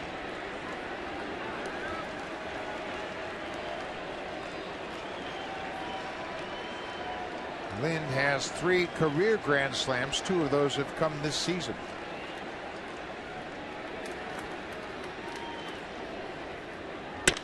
Opposite field line drive. That's going to get over the head of Gardner and go all the way to the wall. Johnson is in. Bautista right behind him. Here comes Encarnacion, and the throw is late. Adam Lind delivers an opposite field bases clearing double.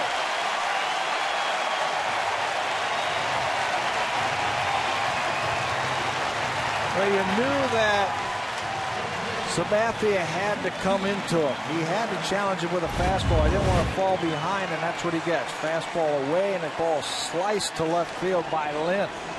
He's going to pick up 3 RBIs. First by the hustle by Encarnacion, and second the missed cutoff. You can see that throw from Gardner. Throws it to the wrong side of the cutoff man. Chavez, and he just can't spin around and get that play at the plate. Jeter was lined up perfectly. If Gardner hits Jeter, they got a chance to throw Encarnacion out at the plate, but he missed him by a mile. Dustin McGowan is the pitcher of record.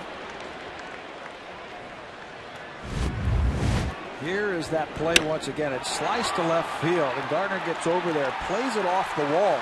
But watch when he throws it back in. Instead of hitting the first cutoff man, he throws it to the wrong side of Chavez, and he can't get around to get the run at the plate. Yeah, if he hits Jeter on the glove side, he can make a throw to the plate. Little things like that. Brett Lawrie, 1 ball, 2 strikes. Back-to-back walks with 2 outs in the inning have led to the Blue Jays breaking out against Sabathia. Kelly Johnson, he's done a good job tonight. Leadoff singles in both of his at-bats to start the inning, and this time they were able to cash in.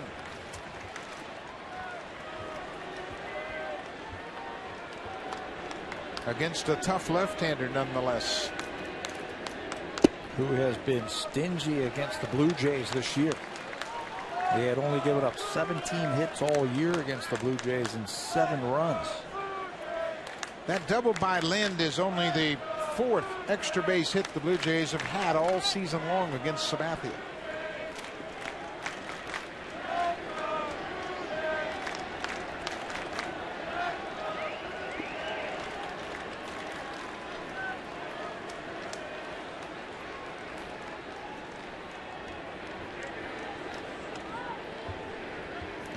Bounced in the dirt. It's a full count.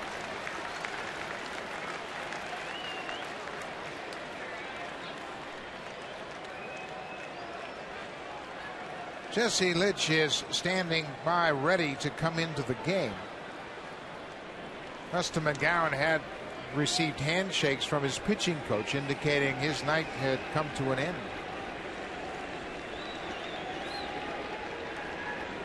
3-2, 2 outs. Bouncing ball up the third baseline. Chavez will let it go into foul ground. No way they were going to throw out Lawrie that time if that ball stays fair. Another example of a pitcher throwing too many pitches in an inning. You get out there and you plan on 15 to 18 pitches, and then you got to stand on your feet, pound away at 34 pitches in an inning, and it caught up to Sabathia. Yeah, a couple of walks after a couple of strikeouts has really pushed that number up.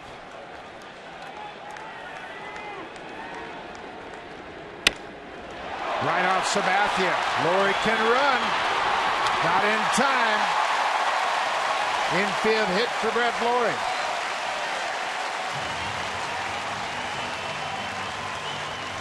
That ball was heading to center field off the bat of Brett Lawrie. But Sabathia, he's big. There's Steve Donahue right in the middle there. He is the trainer for the Yankees. This one is knocked down by Sabathia. He just kicks it. And even with that contusion on his knee, Brett Lawrie can run. And there is no way they're going to get him out. He beats it out. Sabathia maintained his composure, made a good throw to first. It was just nowhere nearly in time to get Lawrie. Joe Girardi has gotten the bullpen up and working down in right field. Colby Rasmus, a couple of strikeouts. First pitch breaking ball. Rasmus last played on Wednesday night in New Hampshire. He went 2 for 3 in that ball game.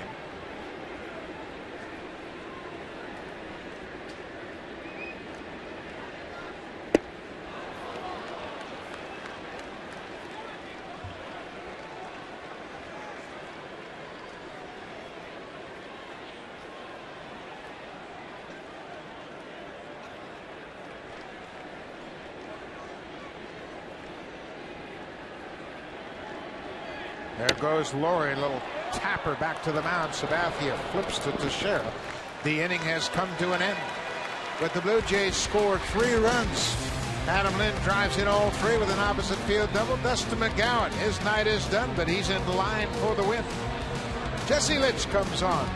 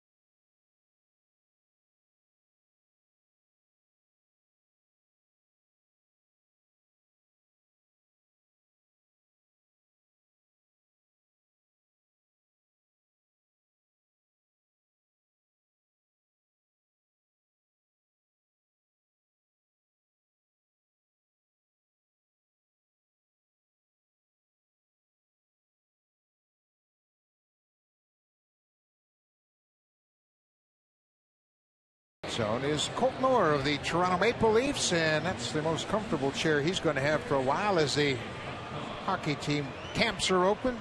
Hockey season not that far away. Dustin McGowan congratulates Adam Lynn for driving in 3 runs and puts McGowan in position for the win as Dustin McGowan goes 5 innings, and outside of that 4th inning he was pretty impressive. Yeah, finished strong.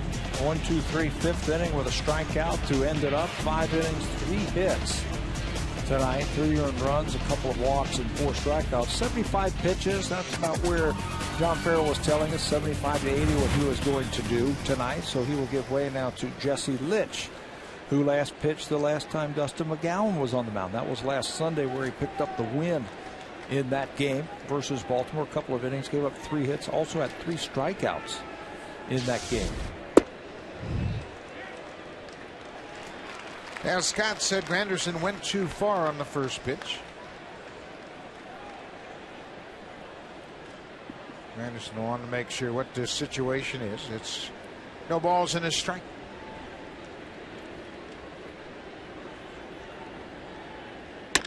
Off speed pitch, pulled on the ground. 1 down. For this season, Jesse Litch has pitched a couple of times against the Yankees. He's made 1 start against New York. 7 innings, he's had 7 strikeouts with an 0-1 record. Do you like Jesse Litch out of the bullpen? Yes, I like him because for the most part he throws strikes. He can throw strikes with multiple pitches. He works quickly. Doesn't give the hitters a lot of chance to get comfortable up at the plate. And he can go one time through the lineup very quickly and give you multiple innings out of your bullpen.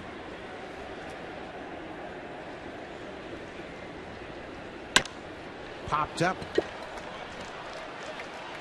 Mike McCoy out. Now it gives way to Thames, the left fielder. Teixeira is retired. 2 outs here in the 6th. Let's check in with Jamie Campbell.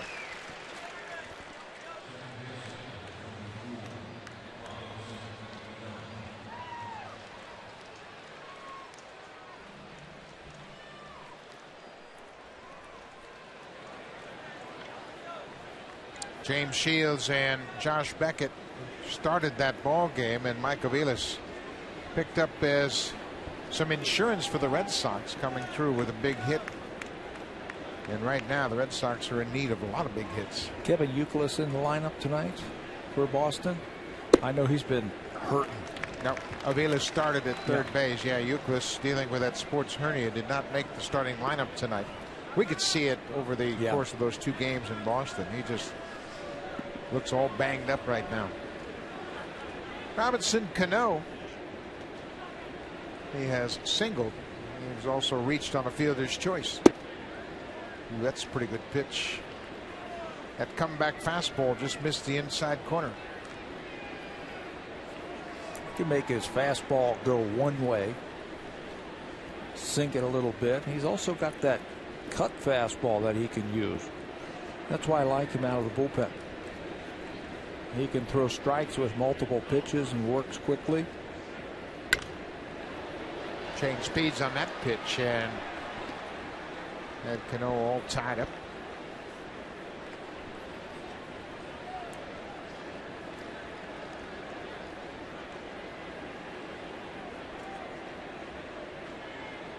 Hey, let's roll that ball around just to get a good feel of those 2 seams. Sometimes one side of the baseball feels better than the other. He just kept rolling around till he got the 2 seams he wanted.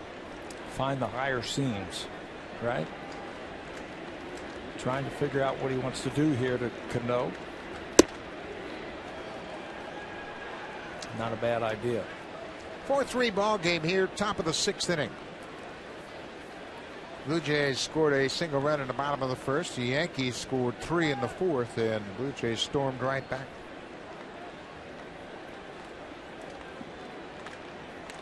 Rich has that changeup grip, and then he'll make adjustments when he goes into the glove. Interesting how pitchers get the most difficult grip set in their hand before they start. Yeah, they don't want to give away too much. A lot of times guys will, if they throw a splitter, will put that ball between their index finger and their middle finger just so they don't give away the pitch that they're going to throw. And believe me, hitters are watching. They're watching to see if you give away anything. 3-2, 2 outs. Pulled foul. Yeah, isn't that something? If a pitcher has a particular tick, maybe he raises a finger on a curveball off his glove, or Bert Blyleman used to stick his tongue out on curveballs. Not that it helped you hit him, but at least you knew what was coming. We had pitchers that used to stand out there that, you know, held the ball one way for a breaking ball, and when they would start in their windup, if their hand was on the outside, it was a breaking ball. If you could see the whole ball or the back of their hand, it was a fastball. I mean, guys are watching all the time. And something that simple, that obvious, pitchers wouldn't even realize they were doing it. Cano protects and fouls it up. Yeah, you're right. You see a pitcher that brings the back of his hand straight up, that's a fastball, and then he'll turn his hand to the side and you see nothing but white. That's a breaking ball. And I still hit 228. You sure you were getting the right information? I know they always told George Brett the right stuff. I don't think he needed any help.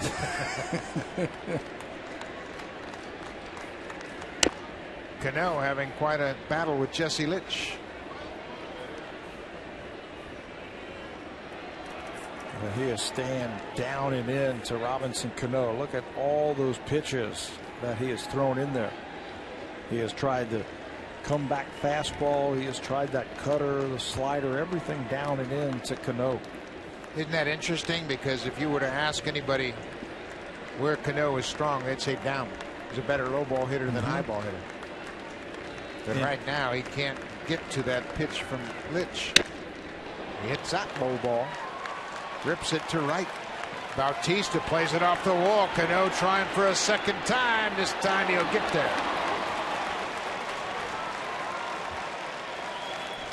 You know, low and in. Maybe you go to it one too many times against Robinson Cano. He's such a good hitter. Watch where they go. Back in there. Down and in. This time it's a little bit more of the plate than he wanted. And Cano, as soon as he hit it, I think he said to himself, I'm going to show you that I can get there. He was thrown out earlier in the game by Bautista on a ball to right field. This time he hustles in with his 44th double of the season. What a hitter. Comes up with a big 2-out double. It's in scoring position for Nick Swisher. Swisher's delivered an RBI. Had a double to center field his last time up.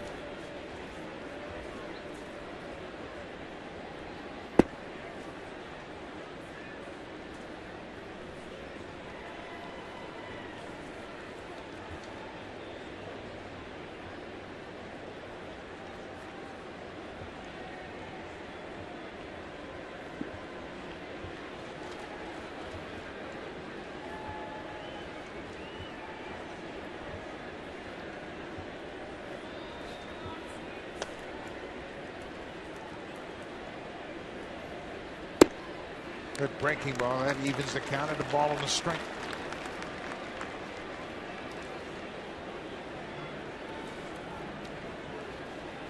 Top of the 6th inning here at Rogers Center. It's a 1-run game.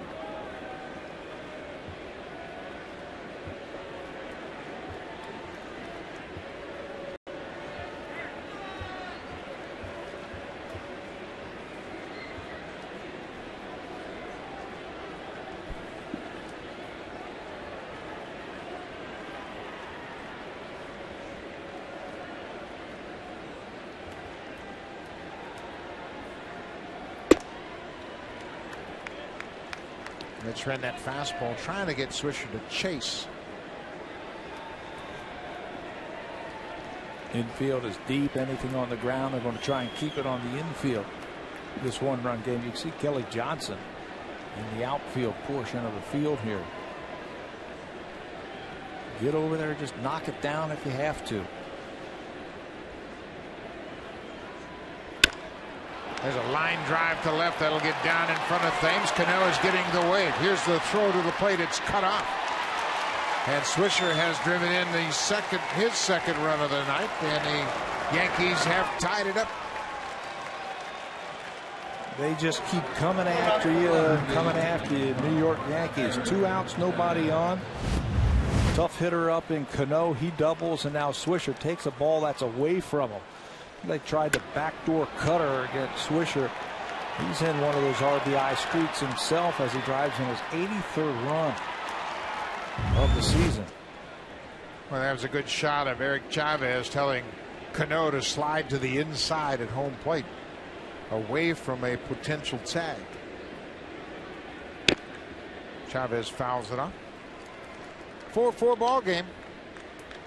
Dustin McGowan now will be saddled with a no decision.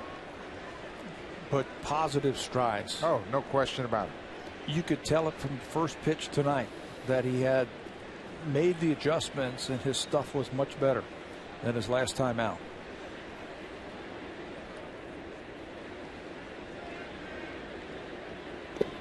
Changeup is bounced in the dirt.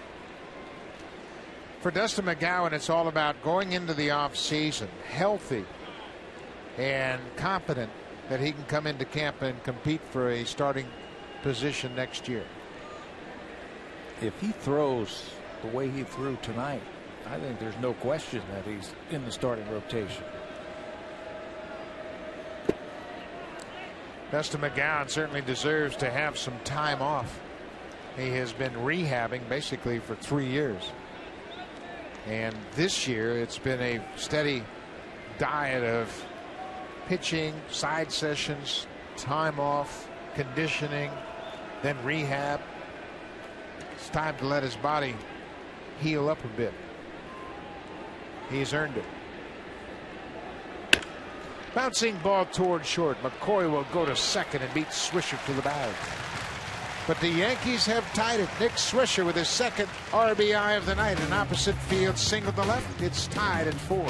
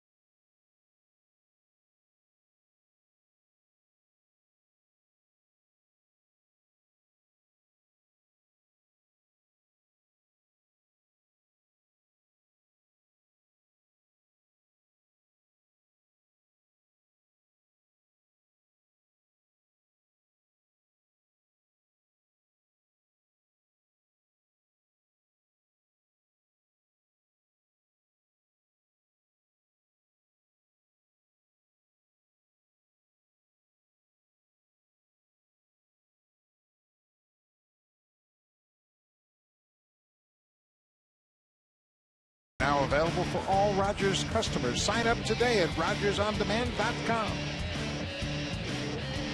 You can follow the Blue Jays anywhere you go if you sign up.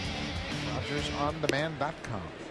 JP Arencibia, Kelly Johnson, and then the top of the order, Mike McCoy, to face CC Sabathia in this tie game.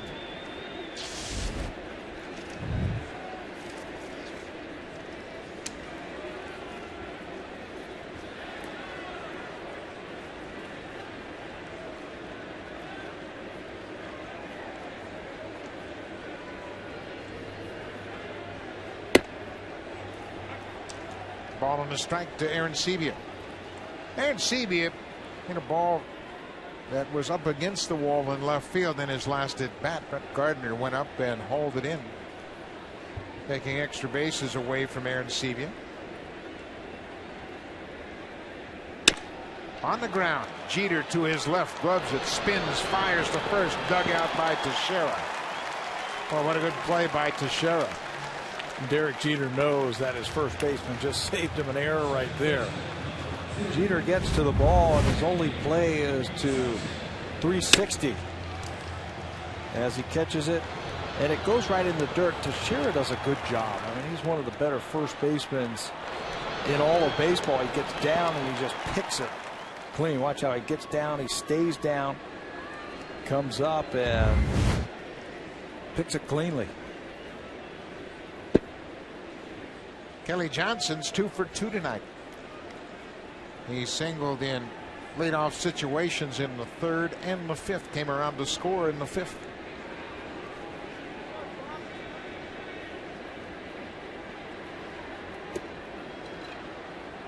Might pitch to him a little bit more carefully here in the sixth inning. Sabathia will attack you. He'll challenge you with fastballs and make you hit your way on. He is not going to. Kelly Johnson hit his way on. Got a breaking ball that stayed out over the middle of the plate. He is 3 for 3 against Sabathia. He's not going to fall behind and walk you. He will challenge you, make you hit your way on, and that's exactly what Johnson does. This time gets a breaking ball out over the middle of the plate, stays right in there on it. Doesn't open up, just right back where it came from. This time it's a 1-out single for Kelly Johnson. Back to Mike McCoy, top of the order. There goes Johnson. The hit and run was on, and McCoy fouls it off the fence outside of first.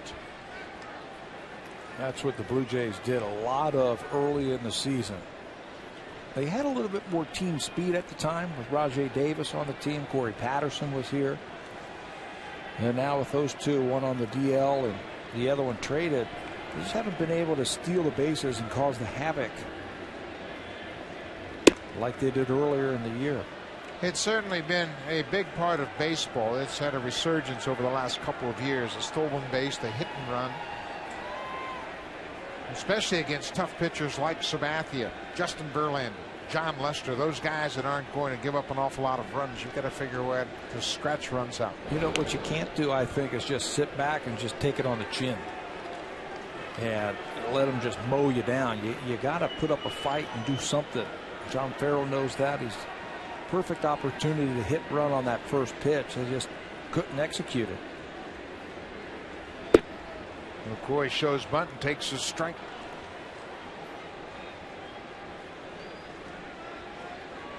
Give you an idea how much the stolen base is back in vogue. The Yankees are second in the majors third in the majors in stolen bases, second in the American League. There's a base hit through the hole on the right side. Swisher was really shallow and gets to the ball quickly. McCoy pokes one through the right side of the infield. And he was charging too in right field. I don't know if he had thoughts of possibly throwing the ball to second base, but he's shallow and he comes hard. You see Kelly Johnson, the runner, has to hold up momentarily, let that ball get through, and then has to hustle into second base.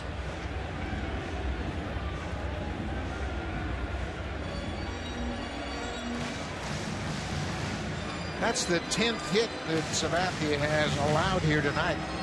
Mike McCoy has 3 hits. Kelly Johnson has 3 hits. 6th time this year that Sabathia has given up 10 hits in a start.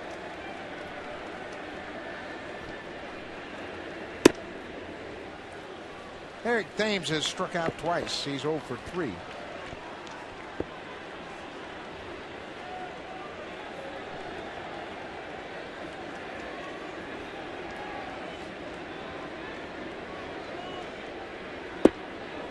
That breaking ball has given him fits tonight.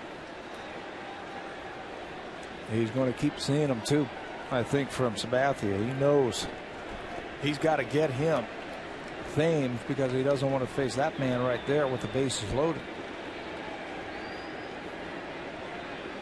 1-1. Fights his fastball off, but it's foul.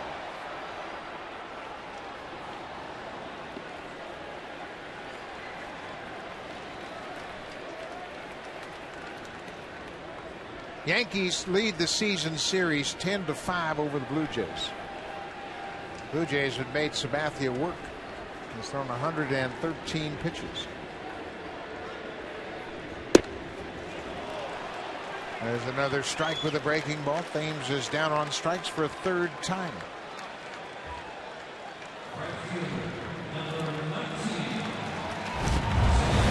Freezes him. He got 1 pitch to hit in that at bat. That was the fastball that he fouled down the left field line, and then Sabathia comes right back with that breaking ball and freezes him.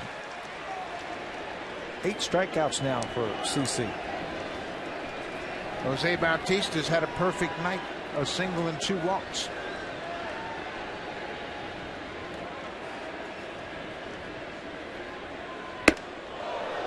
There's that same pattern. Run that fastball upstairs and then go soft.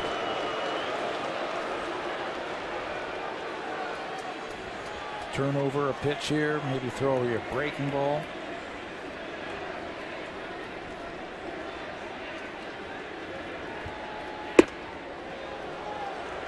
Back-to-back fastballs, but both out of the zone. Can Bautista look for an off-speed pitch here, 2-0? Might not be a bad idea. It's just the feel he has and the knowledge that he has facing CC Sabathia. There it is. Change-up. And he had a home run swing. Pulls the string just a little bit and has him way out in front. We mentioned Sabathia rarely throws back-to-back fastballs to Bautista. He wasn't going to throw 3 in a row. Upstairs. Now, if the pattern stays the same, he's going to throw him a changeup.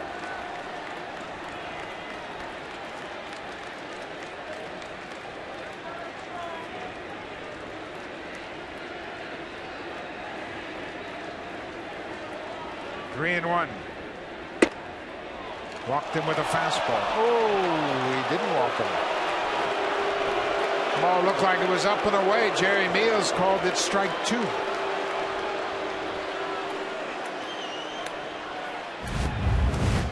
You can see from pitch tracks that it might have been out of the strike zone. Bautista certainly thought it was.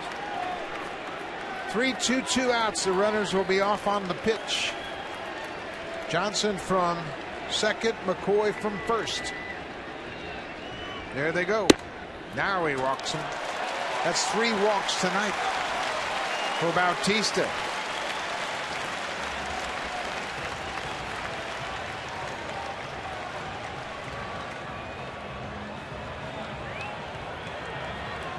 Joe Girardi has already called to the bullpen. CC Sabathia. His night has come to an end. He'll turn things over to the Yankee bullpen. The Yankee bullpen has been good this year. We are tied at 4-all. Bottom of the 6th.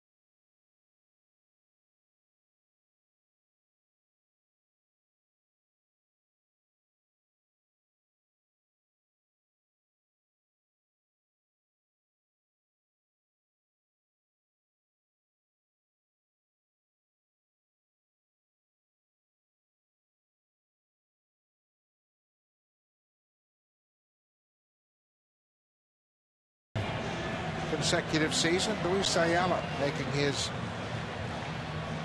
46th start of the season, 46th appearance of the season. He's been good. You see that 180 earned run average by Ayala. That ranks third in the American League in ERA. For a reliever, Ayala throws hard. Good hard sinker and a good hard slider. Bases loaded are for the third time tonight for the Blue Jays, and we're only a grand slam away from awarding a 70-inch Sharp Aquos Quattron TV. To enter, visit Hit a Home Run with Sharp.ca. Edwin Encarnacion batted with the bases loaded in the third and hit into a 1-2-3 double play. Encarnacion batting with 2 outs.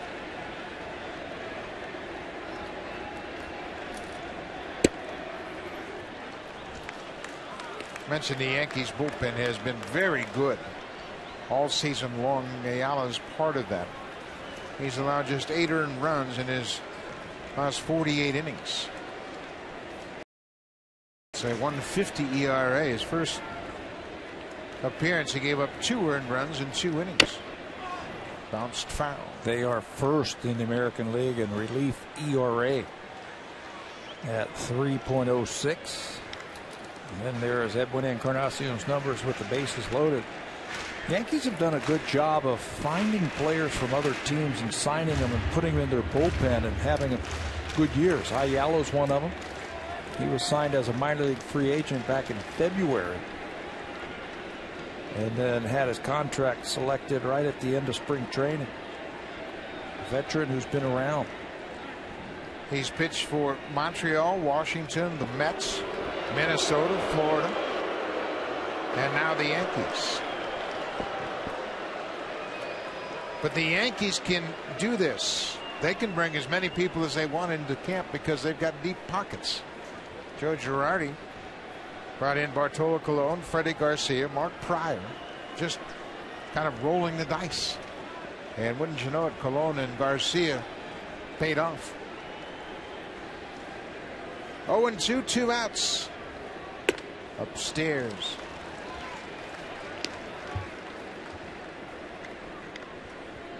They also brought in Kevin Millwood in the spring training, but he had an out in his contract, went to the Red Sox, and they lost him too. But you're right, they can bring in veterans with track records. Encarnacion stays alive.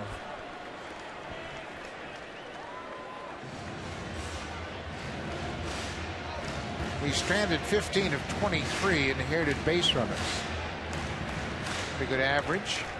And right now he's inherited a tough situation, trying to save some runs for CC Sabathia.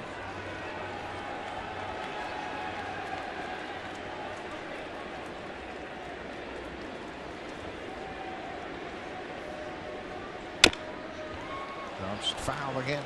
Right now, Edwin Encarnacion in survival mode here against Ayala. You see that good sinker that he has. He'll get a lot of ground balls with that. He can spin that slider up there. Right now, Edwin's just looking for the baseball. If he gets back to that approach you talked about, targeting right center, that could play right into his hands. Center field, but right at Granderson. He hit it hard. Blue Jays will leave the bases loaded again. They have stranded 9 so far in this 4-4 game.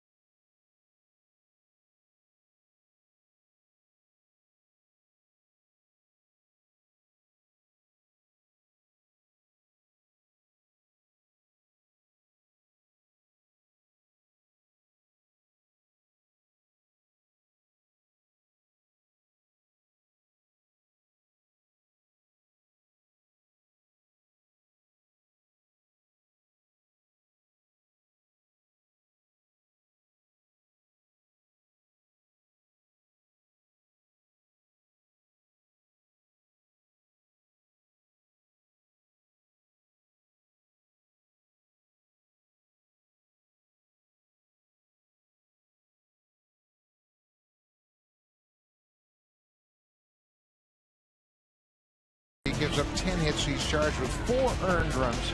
He struck out 8. But in the end, it was the 4 walks that did him in. Yeah, a season high 4 walks and a season high in hits for CC tonight. 10 hits, 4 walks. Blue Jays left a lot of runners on base so far through 6 innings.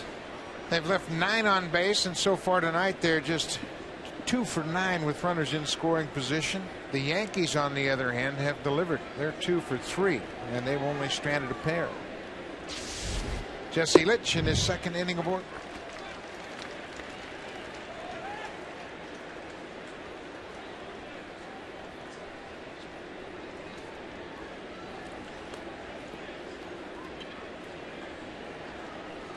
The DH, Jorge Posada.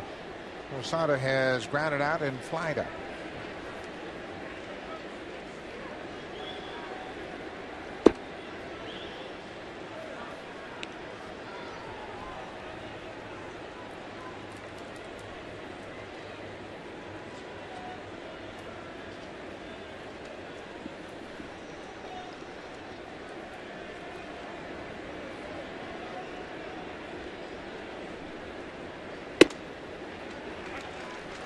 One and 2.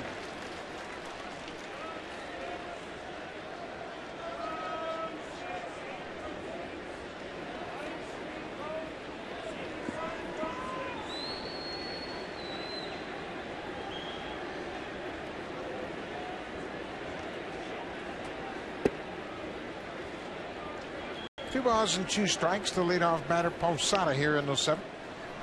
Casey Jansen has loosened up. He's just standing by, kind of going pitch by pitch with Jesse Litch.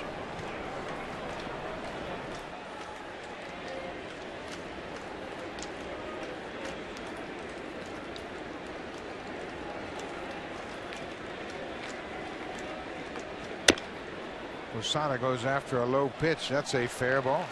Posada is arguing the ball was a foul ball, but Jerry Meals and C.B. Buckner, the first base umpire, indicated fair. I don't know what the argument could be. Like if he fouled it off of his foot. He was pointing to home plate after Lynn caught the ball, made the out over at first base.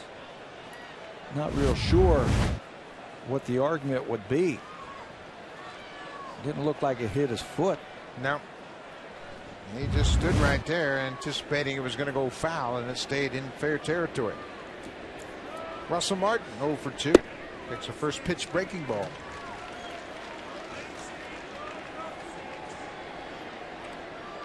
Martin's had a productive season. I'm sure he'd like to see his average higher than 235, but he's hit 17 home runs and driven in 61. You know, his value has been handling that pitching staff, leader behind the plate. And again, just like J.P. and Sebia, all the offensive numbers that he has put up this year, that's all gravy.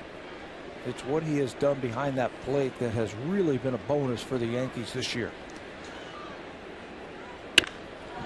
Out in front of, she hits it a mile, but it's foul into that second net.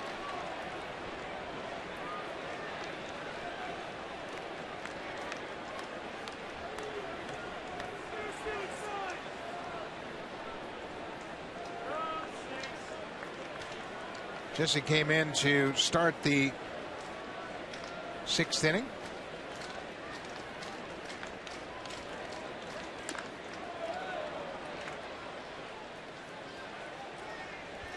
Fans, test your knowledge and win additional Sharp prizes by visiting the new Hit a Home Run with Sharp Facebook page. Good crowd on hand here at Rogers Center. 29,323 in attendance for the first of 3 against the Yankees. Final homestand of the year.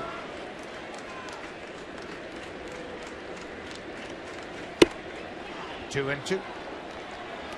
The Angels will come into town Monday for a 4-game series that'll wrap up the home half of the schedule. Blue Jays then hit the road for Tampa and Chicago.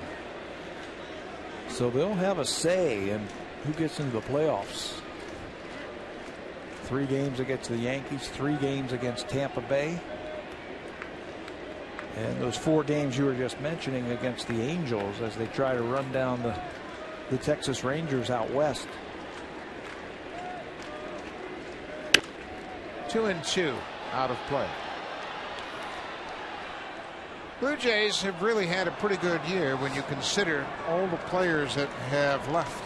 Look at Kevin Gregg, Scott Downs, Vernon Wells, Jason Frazier, Sean Markle. A lot of veteran players that played last year helped contribute to that 75 and 74 record, and now, especially in the second half, a lot of kids contributing to the same record. John Buck and Lyle Overbay on the team last year that provide a lot of home run power. They were hitting home runs left and right last year. 257. It seemed like every time they would score runs, they would end up being via the home run. That hasn't happened this year, and they're still the same record. Yeah, and I just really disagree with a lot of the critics that say, well, same old, here we go, another losing season. Yeah, they're not going to the postseason this year, but boy, the future looks brighter now than it has in several seasons.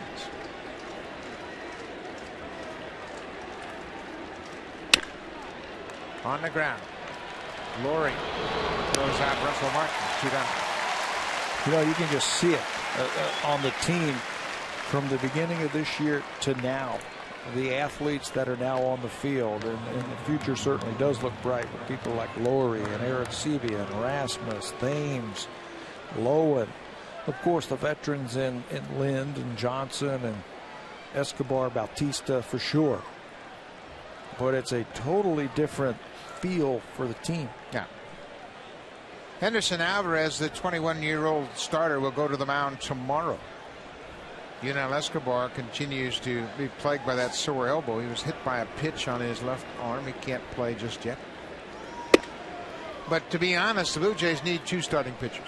There's no question about that. Whether you go out, buy a free agent, make a trade, they'd like to have a veteran presence in their rotation to complement Ricky Romero and go along with the youthfulness of Henderson Alvarez. That is a tough hole to fill. Oh yeah, trying to find a couple of starters. You don't know what it's going to cost in money or players if you have to make a trade. Ricky Romero's taken a next step in the progression of developing into a premier starter, and right now you can put him in that same class with John Lester. Yep. Brett Gardner hits it to center field. Colby Rasmus in front of the warning track makes the catch. Jesse Litch has a 1-2-3 7. Middle of the 7th, we are tied at 4.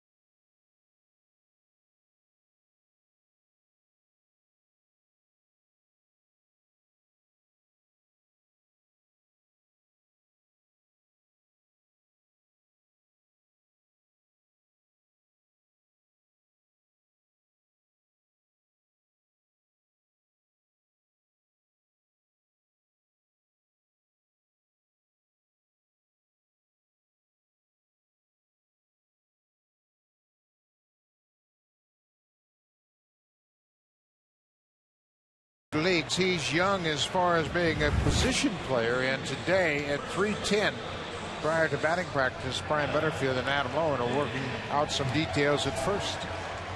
just how to come off the bag, create angles where you're going to throw the ball to second base, gathering yourself over the baseball in the triangle position when you field the ball, how to hold the runners on. I mean, there's so many things that you have to do when you're changing positions, and there's none better than Brian Butterfield to work with. Adam Lowen very anxious to do whatever he can to improve his situation with the ball club. And boy, has he made an impression. Rafael Soriano comes into the game here in the 7th inning.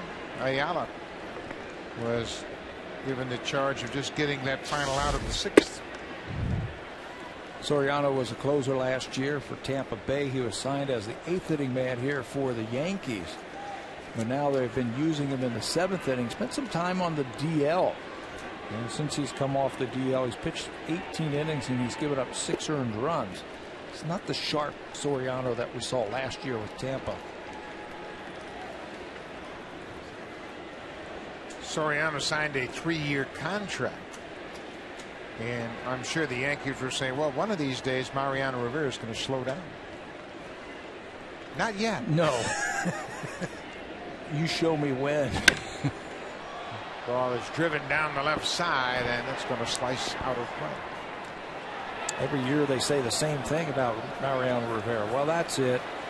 But he just keeps doing it. Just moving right along, if you will.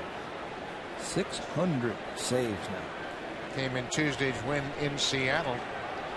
Joining Trevor Hoffman as the only pitchers to reach the 600 save plateau. Hoffman has 601. Slow breaking ball. Lynn strikes out.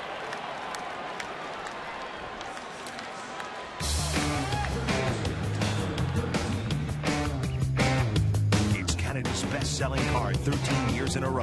Honda, the official vehicle of the Toronto Blue Jays.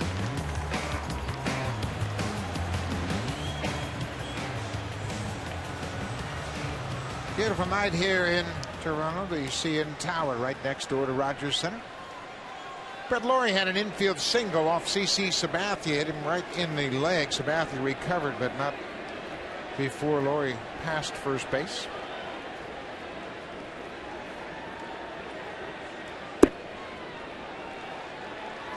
Soriano's had 2 good seasons as a closer. 2009 in Atlanta. He saved 27 games for the Braves. Last year in Tampa Bay, his only year with the Rays, he had 45 saves. He parlayed that into a lucrative 3-year contract with the Yankees. But his previous high in saves before 09, he had 9 with the Braves back in 07. Then he was injured.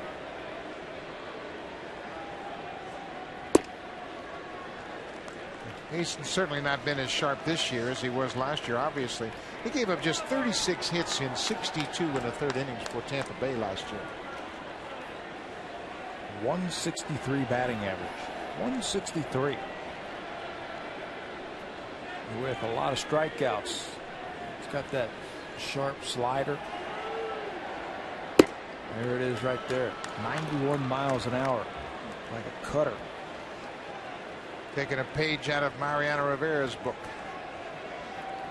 He had some elbow problems this year.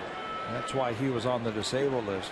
Right elbow inflammation. He actually missed 63 team games for the Yankees. Soriano thought that was strike 3. He did a little bounce off the mound, thinking that was going to be a called strike. Laurie has one at bat against the Yankees right-hander.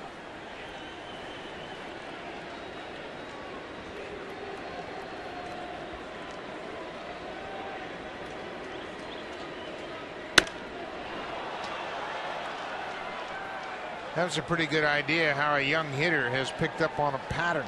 Everything has been away, and Laurie stayed with that pitch, even though it was a cutter off the plate. Yeah, didn't pull off on it, just stayed right with it. I think he has an idea that Soriano is going to work him away. I mean, that's his thing. Stay away. Back out there. Chased a high one. A little extra on the fastball, and Laurie over anxious. Yeah, he missed his spot. And the bad thing for the Blue Jays about this one, this was probably going to be ball 4. And Laurie is a very good base runner. He's yet to be thrown out trying to steal, so you take his speed and not on the bases because of that swinging strike. Colby Rasmus is pleased to see CC Sabathia out of the game. Rasmus struck out twice. He was 0 for 3 against the Yankee left-hander.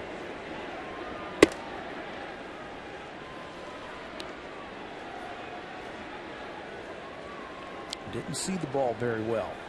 Had a check swing back to the mound his last time up. And had a couple of swinging strikeouts. Breaking ball pulled foul. Rasmus, we mentioned in his return tonight, he had not played in a big league game since August 23rd right here at Rogers Center. Injured his hand against the Royals. Back of his hand, jammed it up against the fence, making a catch in center, and re-aggravated that same injury diving for a ball in right center.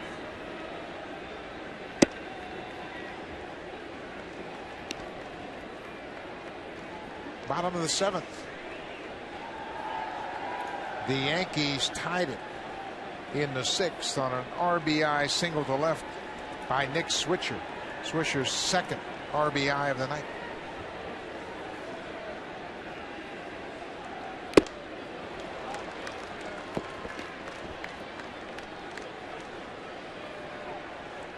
Got to dial it up a little bit more on that fastball.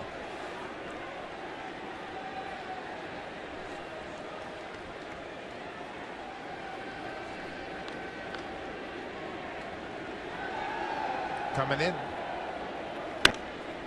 He got it right in where he wanted it, and Rasmus fouls it out of play. Soriano has a very slow, deliberate pitching motion, and sometimes that lulls hitter to sleep. And then that ball just jumps on you, kind of catches you off guard. Especially the lefties, where he can cut that fastball right in on your hands. And then he goes with the breaking ball and picks up the strikeout. They'll go to first, and Teixeira steps on the bag. Soriano comes out of the bullpen and strikes out the side in the 7th. Casey Jansen will come on when we come back. He'll work the top of the 8th.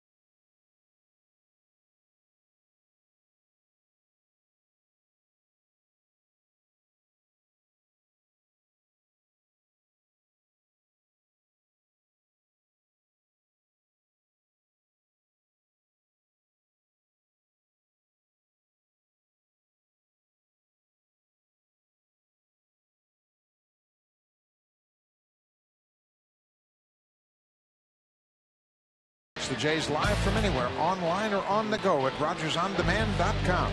Robinson Cano smokes a ball into the right field corner as he gets it by Lynn, and he's going to pick on the wrong guy. Bautista picks it up quickly and throws a strike to second base. His 12th outfield assist as he nails Cano at second. Mike McCoy, good job also by throwing that glove right in the dirt to get Cano. Anytime you can keep a Yankee base runner out of scoring position, that's a good thing. Bautista showing off the arm in right field tonight. New pitcher for the Blue Jays will be Casey Jansen. Jesse Litch goes 2 innings. He allowed 2 hits and a single run. That was the tying run. Nick Swisher delivered a opposite field base hit to left. Jansen's had some season.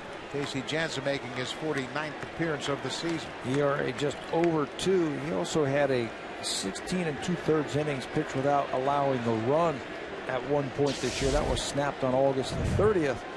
Jansen has come in and he's done a great job throwing strike after strike.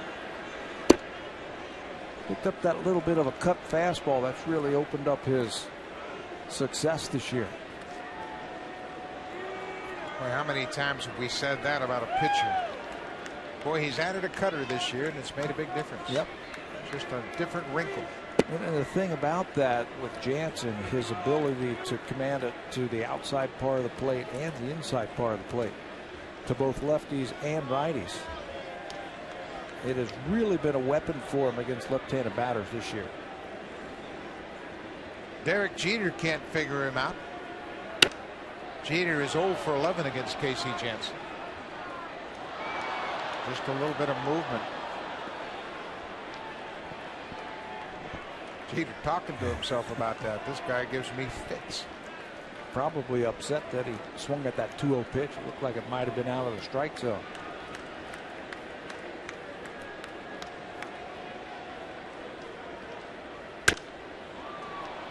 Boy, Jansen really drives that ball so well down in the zone. He can command both sides of the plate. This is a guy you talked about, John Farrell referring to a guy that can make X's on both sides of the plate. And he can do it. And he keeps it down for the most part. Hides the ball well.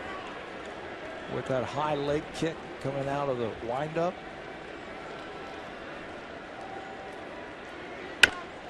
Jeter on the ground. Kelly Johnson is there. First out of the 8th. We'll talk about the AA playoffs. The series is tied at 1 game apiece. They're playing in Richmond tonight. New Hampshire scored 5 runs in the 6th inning to take a 5-1 lead. Then Richmond scored a run in the bottom of the 6th. Mike McDade with 2 hits tonight. Travis d'Ormeaux, Moises Sierra have both hit doubles, and they've driven in a run apiece. That's a 5-game series, and New Hampshire would take the 2-1 lead. All 3 of those games tonight and 2 more at Richmond to finish off the Eastern League. Curtis Granderson pops it up. Lowry called for it. McCord calls him off and makes 2 outs. The Howard Webster Award winners. It's the award for excellence at each of the minor league teams. It's the MVPs of their respective team. David Cooper had a terrific season in AAA. He won the batting crown for the PCO. Travis d'Ormeaux hit over 300 in AA. A.J. Jimenez, he's a catcher at the Florida State League as well at Dunedin. Those players are going to be honored over the weekend here. d'Ormeaux was the MVP of the Eastern League. What a year he put together. And depending on how far that series goes in the Eastern League, they should be here to accept their awards.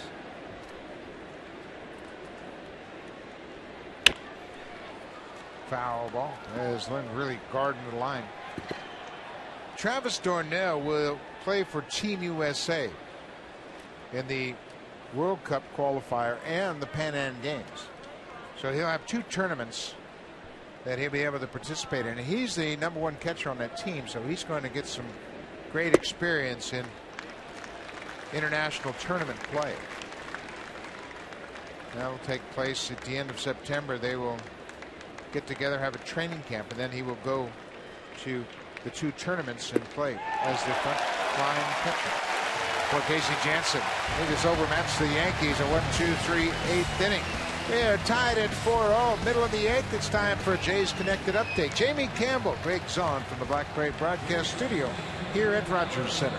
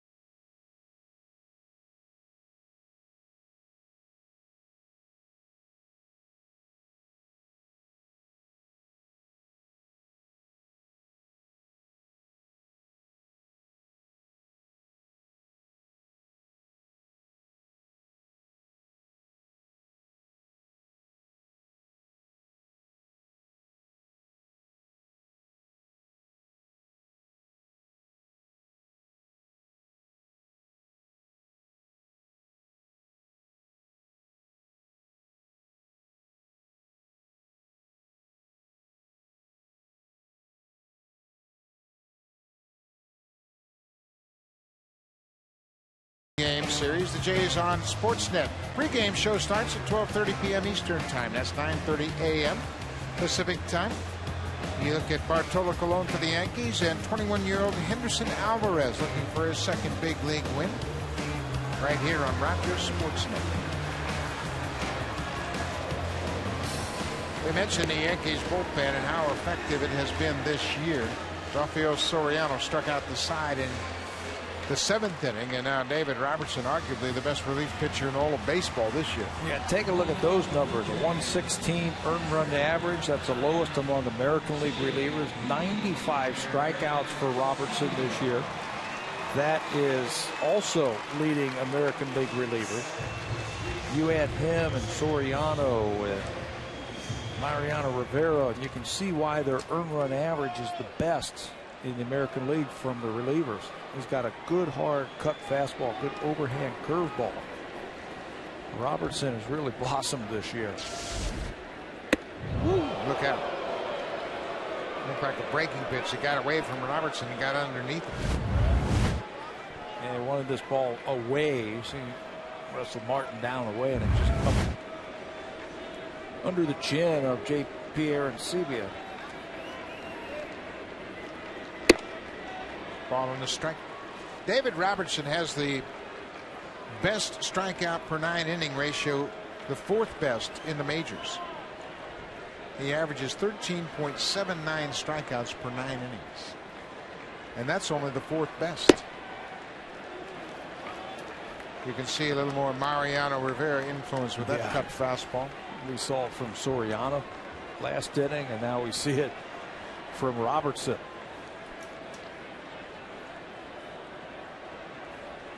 There's that good hard curveball. Boy, he's got one of the best curveballs in baseball. You can see he's apologizing to Russell Martin. He overcooked that hook.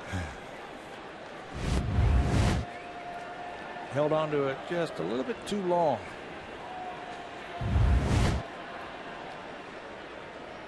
Two and two. 8th inning of a 4-4 tie.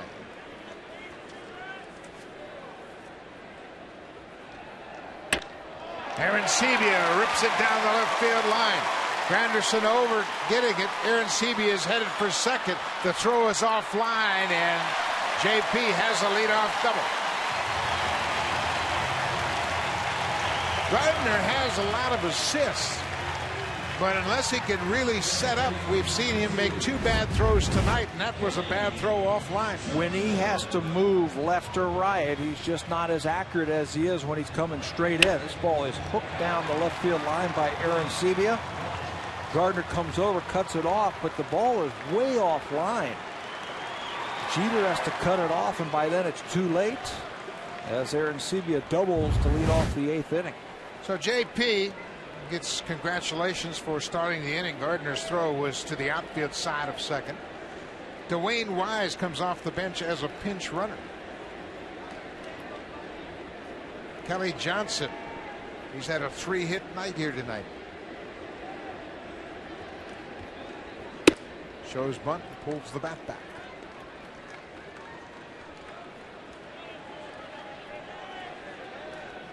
Corners are in for the Yankees, expecting Johnson to bunt. They could take it off now if they want. They might get all kind of movement on that infield after showing bunt the first pitch.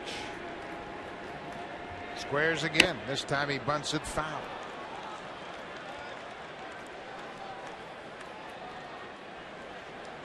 Mike McCoy is on deck. He's had a 3-hit game tonight, his first 3-hit game of the season, and only his second 3-hit game of his career. Conversation going on between Wacomani might have as a pinch hitter. Well, first thing they have to do, they've got to get this runner over to third base. Robertson throws it down and in. Get that guy over to third base with less than 2 outs, and then you can start making some moves if you want to. Dwayne Wise, a heads-up veteran base runner. 2-1. Chavez in at third. 3-1. Robertson can't throw a strike. David Cooper has put on a helmet. He's going to the bat rack. Cooper has shown that he can put the ball in play. Challenge now is to get Wise to third.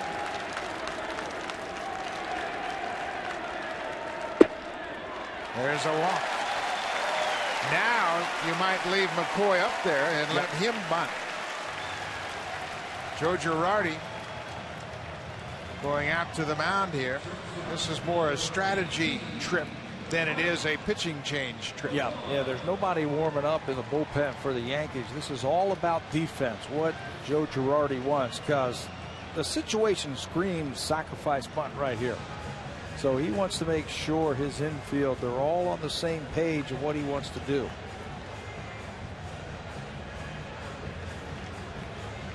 You don't necessarily have to put the wheel play on to get that runner at second base. Or at third base, excuse me.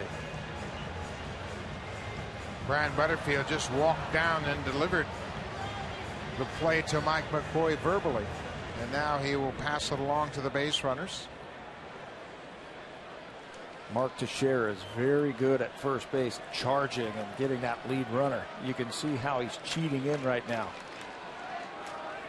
There's the wheel play. McCoy pulls the bat back and takes a strike. Jeter broke for third.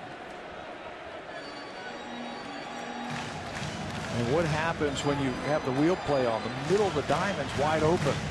Wide open. Cano goes to first to cover. Jeter goes to third. So if the hitter, McCoy, can pick up on that, he's slap at the ball and bounce it through the infield. A lot of times managers will give you the option. If you square and they have the wheel play on, pull it back and go ahead and swing. Not. Oh, there's a foul tip. McCoy left the bat out there and the ball hit the bat. It's 0-2. That time the Yankees faked the wheel play and held their positions. Yeah, that's why Girardi went out there. Squares around, just can't get the bat back. It's foul ball.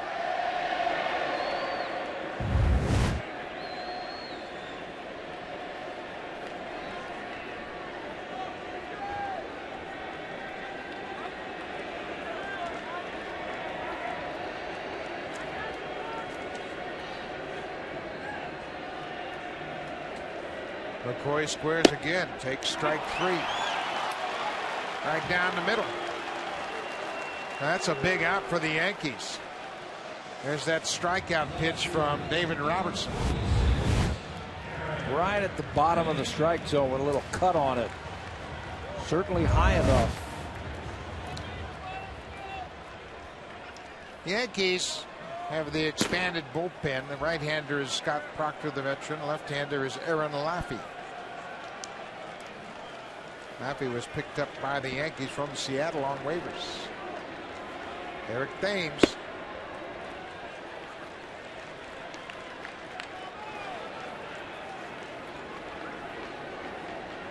Thames struck out 3 times against CC Sabathia.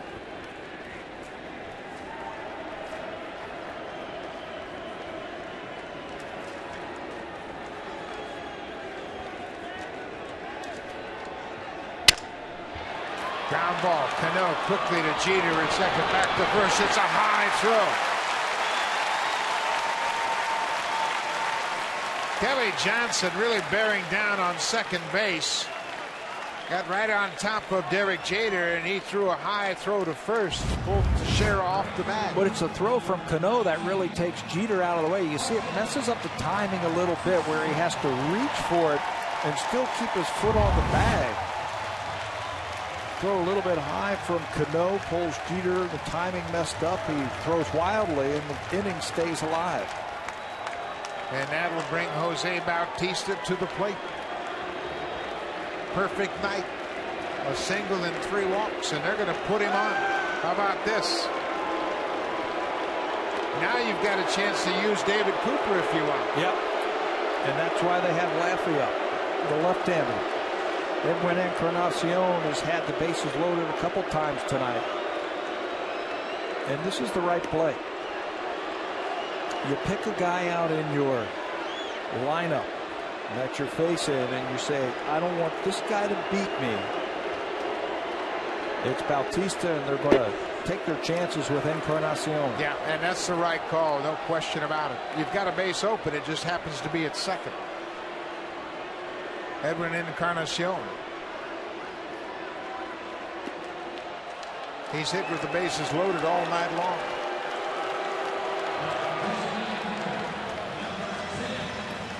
Now the bases loaded are loaded, and the bases are loaded. We're only a grand slam away from awarding a 70-inch Sharp Aquas Quattron TV. To enter, visit hit a home run with Sharp.ca. 4-4 game, bottom of the 8th inning, 2 outs.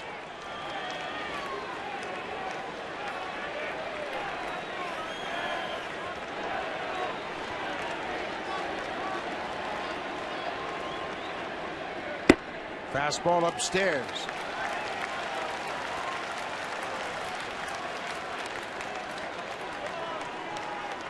Blue Jays have had a ton of opportunities tonight. They are just 2 for 10 with runners in scoring position. Another high fastball. How many times have you seen it in baseball after the intentional walk? That pitcher misses the first couple pitches to the next batter. Now you can keyhole him right here and take a mighty cut. That he did. He wasn't half stepping. He wasn't trying to just massage a ball to right field. He was trying to pull it into fifth deck. Look at this. He uncorks on that fastball. Okay, that was the one to get loose. Yeah. Now you go back to driving the ball. 2-1, 2 outs, bases loaded. Another good swing. Blue Jays have stranded 9 so far in this game, and they are tied 4-4.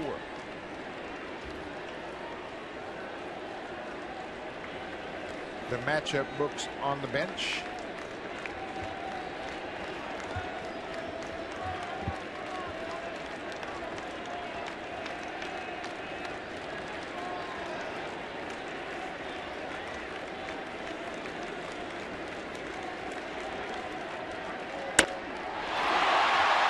Driven into right, Swisher on the warning track, hauls it in, and again leave the bases loaded. It's a 4-4 game. We're going to go to the 9th. Now it's time for a connected preview. Here's Ivanka Osman.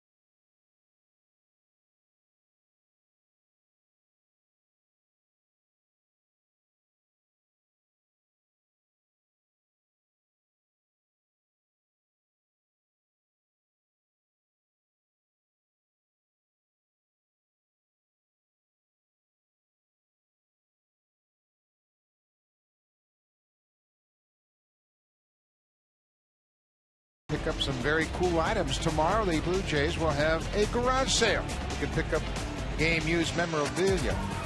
Great deals on Blue Jays items, game-used items, and autograph items. Section 127. Tomorrow, 11 a.m. till the last out. Call Blue Jays for more details at 416-341-1234. Log on to BlueJays.com or stop by most Rogers Plus locations. The Blue Jays garage sale.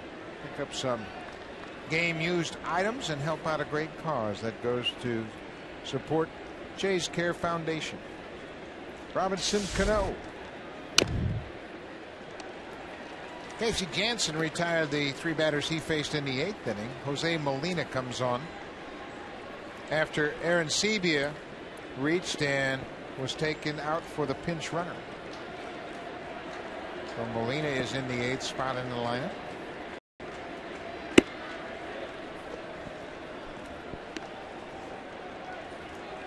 Another good night for Robinson Cano. Another good season for Robinson Cano. 3 consecutive seasons with 40 doubles, 25 homers, 100 RBIs. Doesn't happen a lot. Puts him in a pretty good class.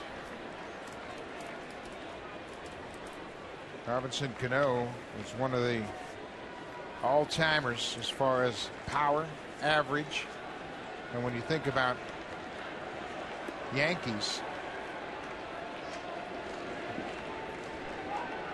he has had some of the best seasons ever for a Yankees second baseman. Well, that thing we were just talking about, the 40 doubles, 25 homers, 100 RBIs, is only the 3rd player in Yankee history to do that. Lou Gehrig did it, and Don Mattingly did it. 3 straight years of 40, 25, and 100. Now that's pretty special.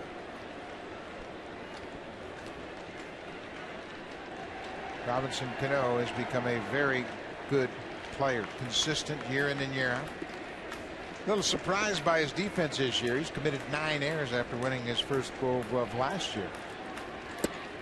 Boy, he does a good job of laying off that pitch. Dale Scott said no swing down at 3rd. That was a tough pitch. Yeah, the overhand curveball from Jansen. He's got weapons to use.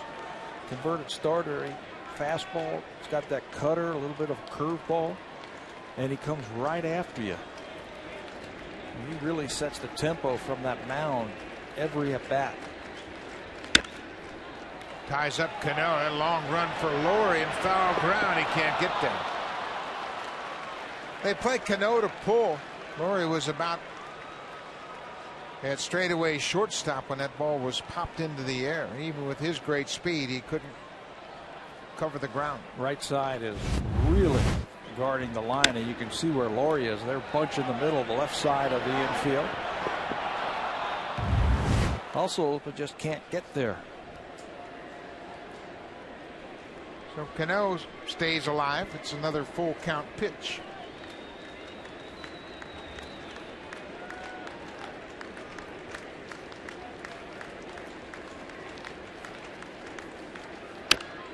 Another good pitch. Whew. Takes a good hitter to foul that ball off.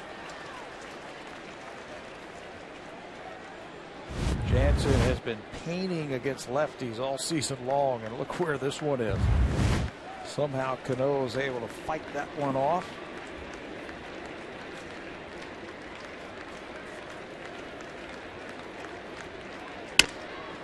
He gets jammed on this one. Colby Rasmus, the center fielder, coming in, makes the catch in shallow center. That's the first out of the top of the ninth.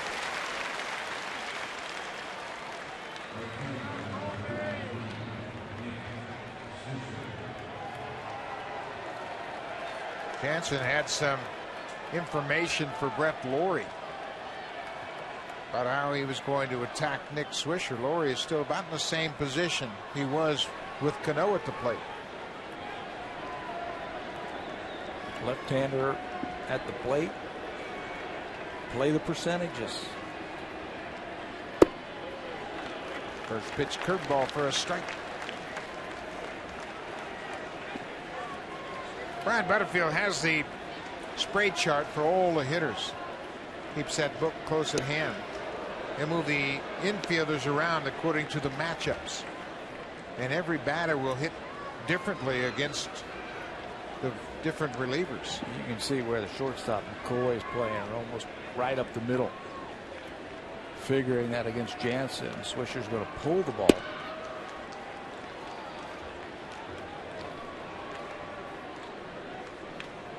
Casey's got a good fastball. He hasn't pitched since last Sunday. He's had a few days off.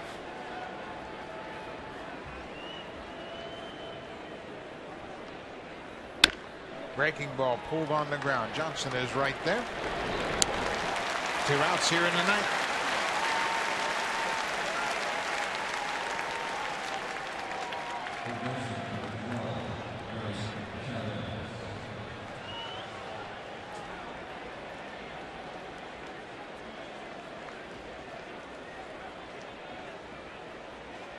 Hank Chavez had a 2-run home run back in the 4th.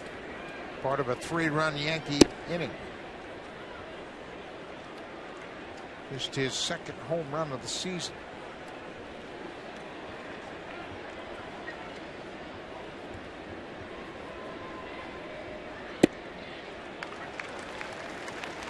Well, Jansen makes it so easy on himself because he can command all of his pitches and he can throw anything to get back into the count.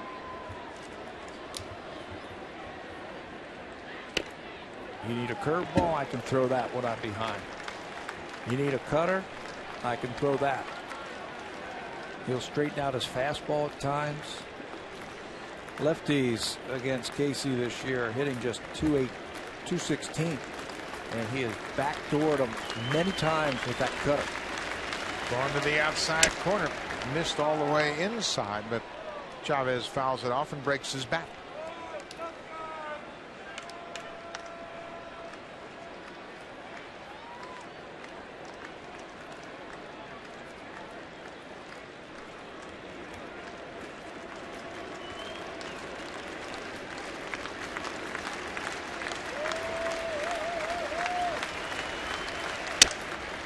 Another broken bat. One hopper to second.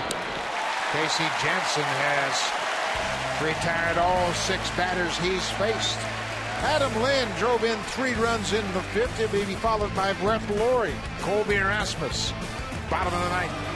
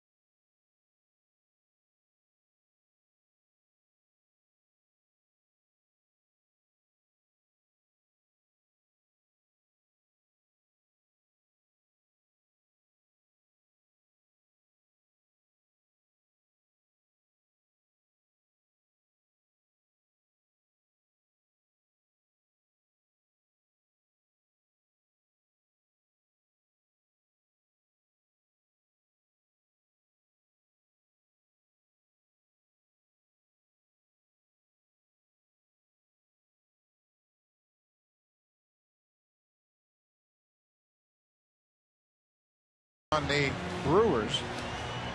That's a tough one.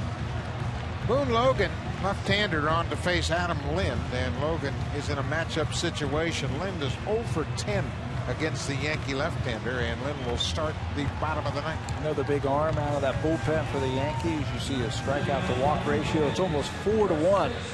And he's been on a roll also. His last 19 appearances, Boone Logan's only given up 2 earned runs. So the matchup that Joe Girardi wants to lead off the bottom of the ninth inning is left on left against Adam Lind.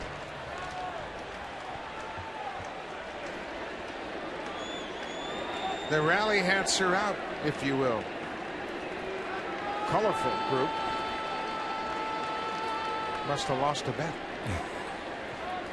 Bottom of the ninth inning in a 4-4 game. Adam Lind with a bases clearing 3-run double back in the 5th. With that big breaking ball.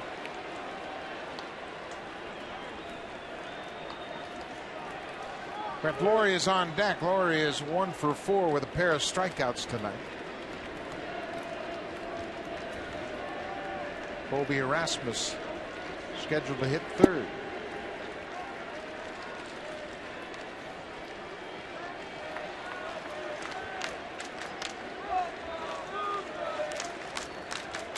Both Adam Lind and Brett Lawrie have had walk-off homers this season.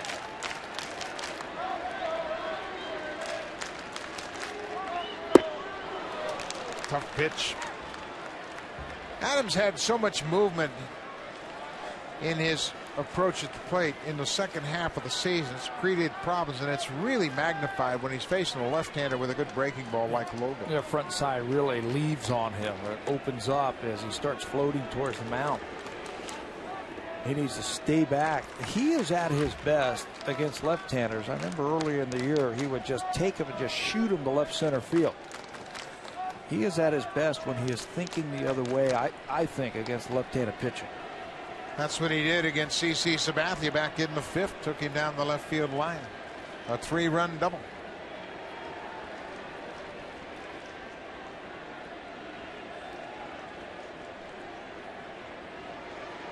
Two and 2.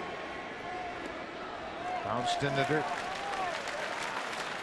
June 14th, Adam Lind against Koji Uehara. A walk-off home run just inside a foul pole off the 4th deck in right. He was really swinging the bat great at that point. Full count. Hammered down the right field line. This ball is a fair ball off the wall. Swisher comes and plays it off the wall, and Lind starts off the inning with a double. Boone left that ball on the inner half of the plate, and Lind didn't miss it. If you're thinking the other way against the left-handed pitcher and he hangs a pitch like this, your eyes are going to light up and you're going to hit it hard. They wanted to go away. He misses his spot. It's up, and this ball comes just a couple of feet from going out on a line down the right field line. Watch where it hits, about halfway up. Boom. Swisher gets over there, but he just can't get enough on the ball. Brett Lawrie batting with the winning run at second. Adam Lowen has come off the bench to pinch run for Adam Lind. Lind, his second double of the night, and a big hit off a tough lefty. His first hit in 11 at-bats against Boone Logan. And he stayed right in there on him, too. I don't think they're going to give Brett Lawrie a chance to swing the bat here. They're going to put him on. Interesting that they would put him on with nobody out. Joe Girardi with the left-hander Colby Erasmus on deck. Won't even give anything to Brett Lawrie to hit. And now John Farrell will have some options here with Rasmus. Might have him pinch, sacrifice bunt. Well, there's a lot of options now. First and second, nobody out.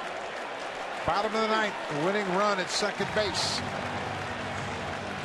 Rory with the intentional walk. Lefty on lefty, Colby Erasmus.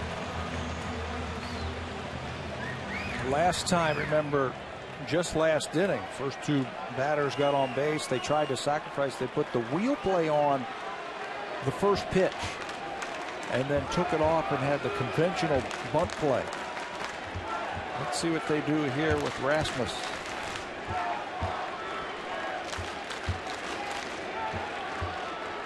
Squares to bunt, right back to the pitcher. Logan goes to third in time. Play made much easier because Logan's a left-hander. That ball hit right back to the mound. Not a good bunt at all. Yeah, anywhere where you have to make the pitcher move, and they would have had the runner at third base, because you can see how close it is with Lowen running. Ball on about 2 bounces right back to the mound. If he makes Logan move left or right, he's going to give up that runner at third base and get the out over at first. Chavez does a good job retreating to the bag at third. Lowen can run, and Chavez gets back in time to take the throw. They cut down the lead runner. So Boone Logan, after giving up the leadoff double, turns things over to Corey Wade, the right-hander.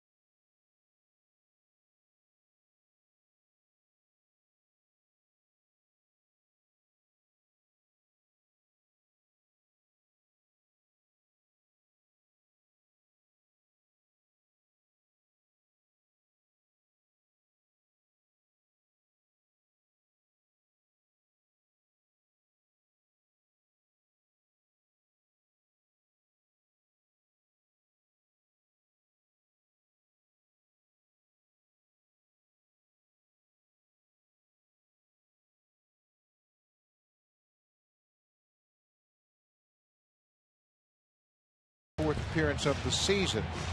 Wade's a control specialist. He doesn't walk many guys, and he's had another good season. He's on now to pitch to Jose Molina, who came in top half of the inning defensively, taking over behind the plate. His 33rd appearance, his last one, he was on the mound when Seattle had a walk-off home run in the 12th inning. That was on Wednesday. Fastball, good curveball from Corey Wade. I want to throw something out at you right here. He just comes into the game, and there's all these maneuvers going on and thoughts and everything like that. What about first pitch, double steal? Put the pressure on the Yankees. Put the pressure on Corey Wade. He doesn't think about it. You can see John Farrell was hollering out instructions to Brian Butterfield, but they have guys that can run. Laurie hasn't been caught running. He is 7 for 7 in steals. Colby Rasmus can get a big lead at first with Teixeira way off the bag. Jose Molina, obviously he's an easy mark for a double play if he hits it on the ground. And that's why I'm thinking, put the pressure on. Maybe Wade concentrates a little bit too much on Molina. You catch him napping a little bit, and you get those runners in the scoring position. First pitch, breaking ball for a strike. Robinson Cano knows exactly what's up in this situation. He's standing right behind Brett Laurie at second and jockeying behind him to make sure Laurie doesn't get a big lead and a jump. Jose Molina is first at bat of the night.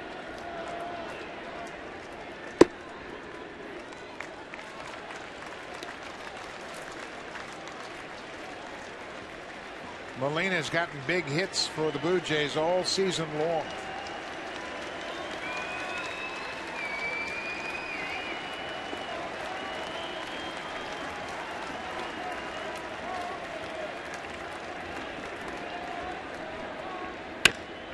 Drives this ball to the gap. Anderson is not going to get it. Molina wins it. A walk-off hit to right center. Laurie comes in. The Blue Jays win it 5-4.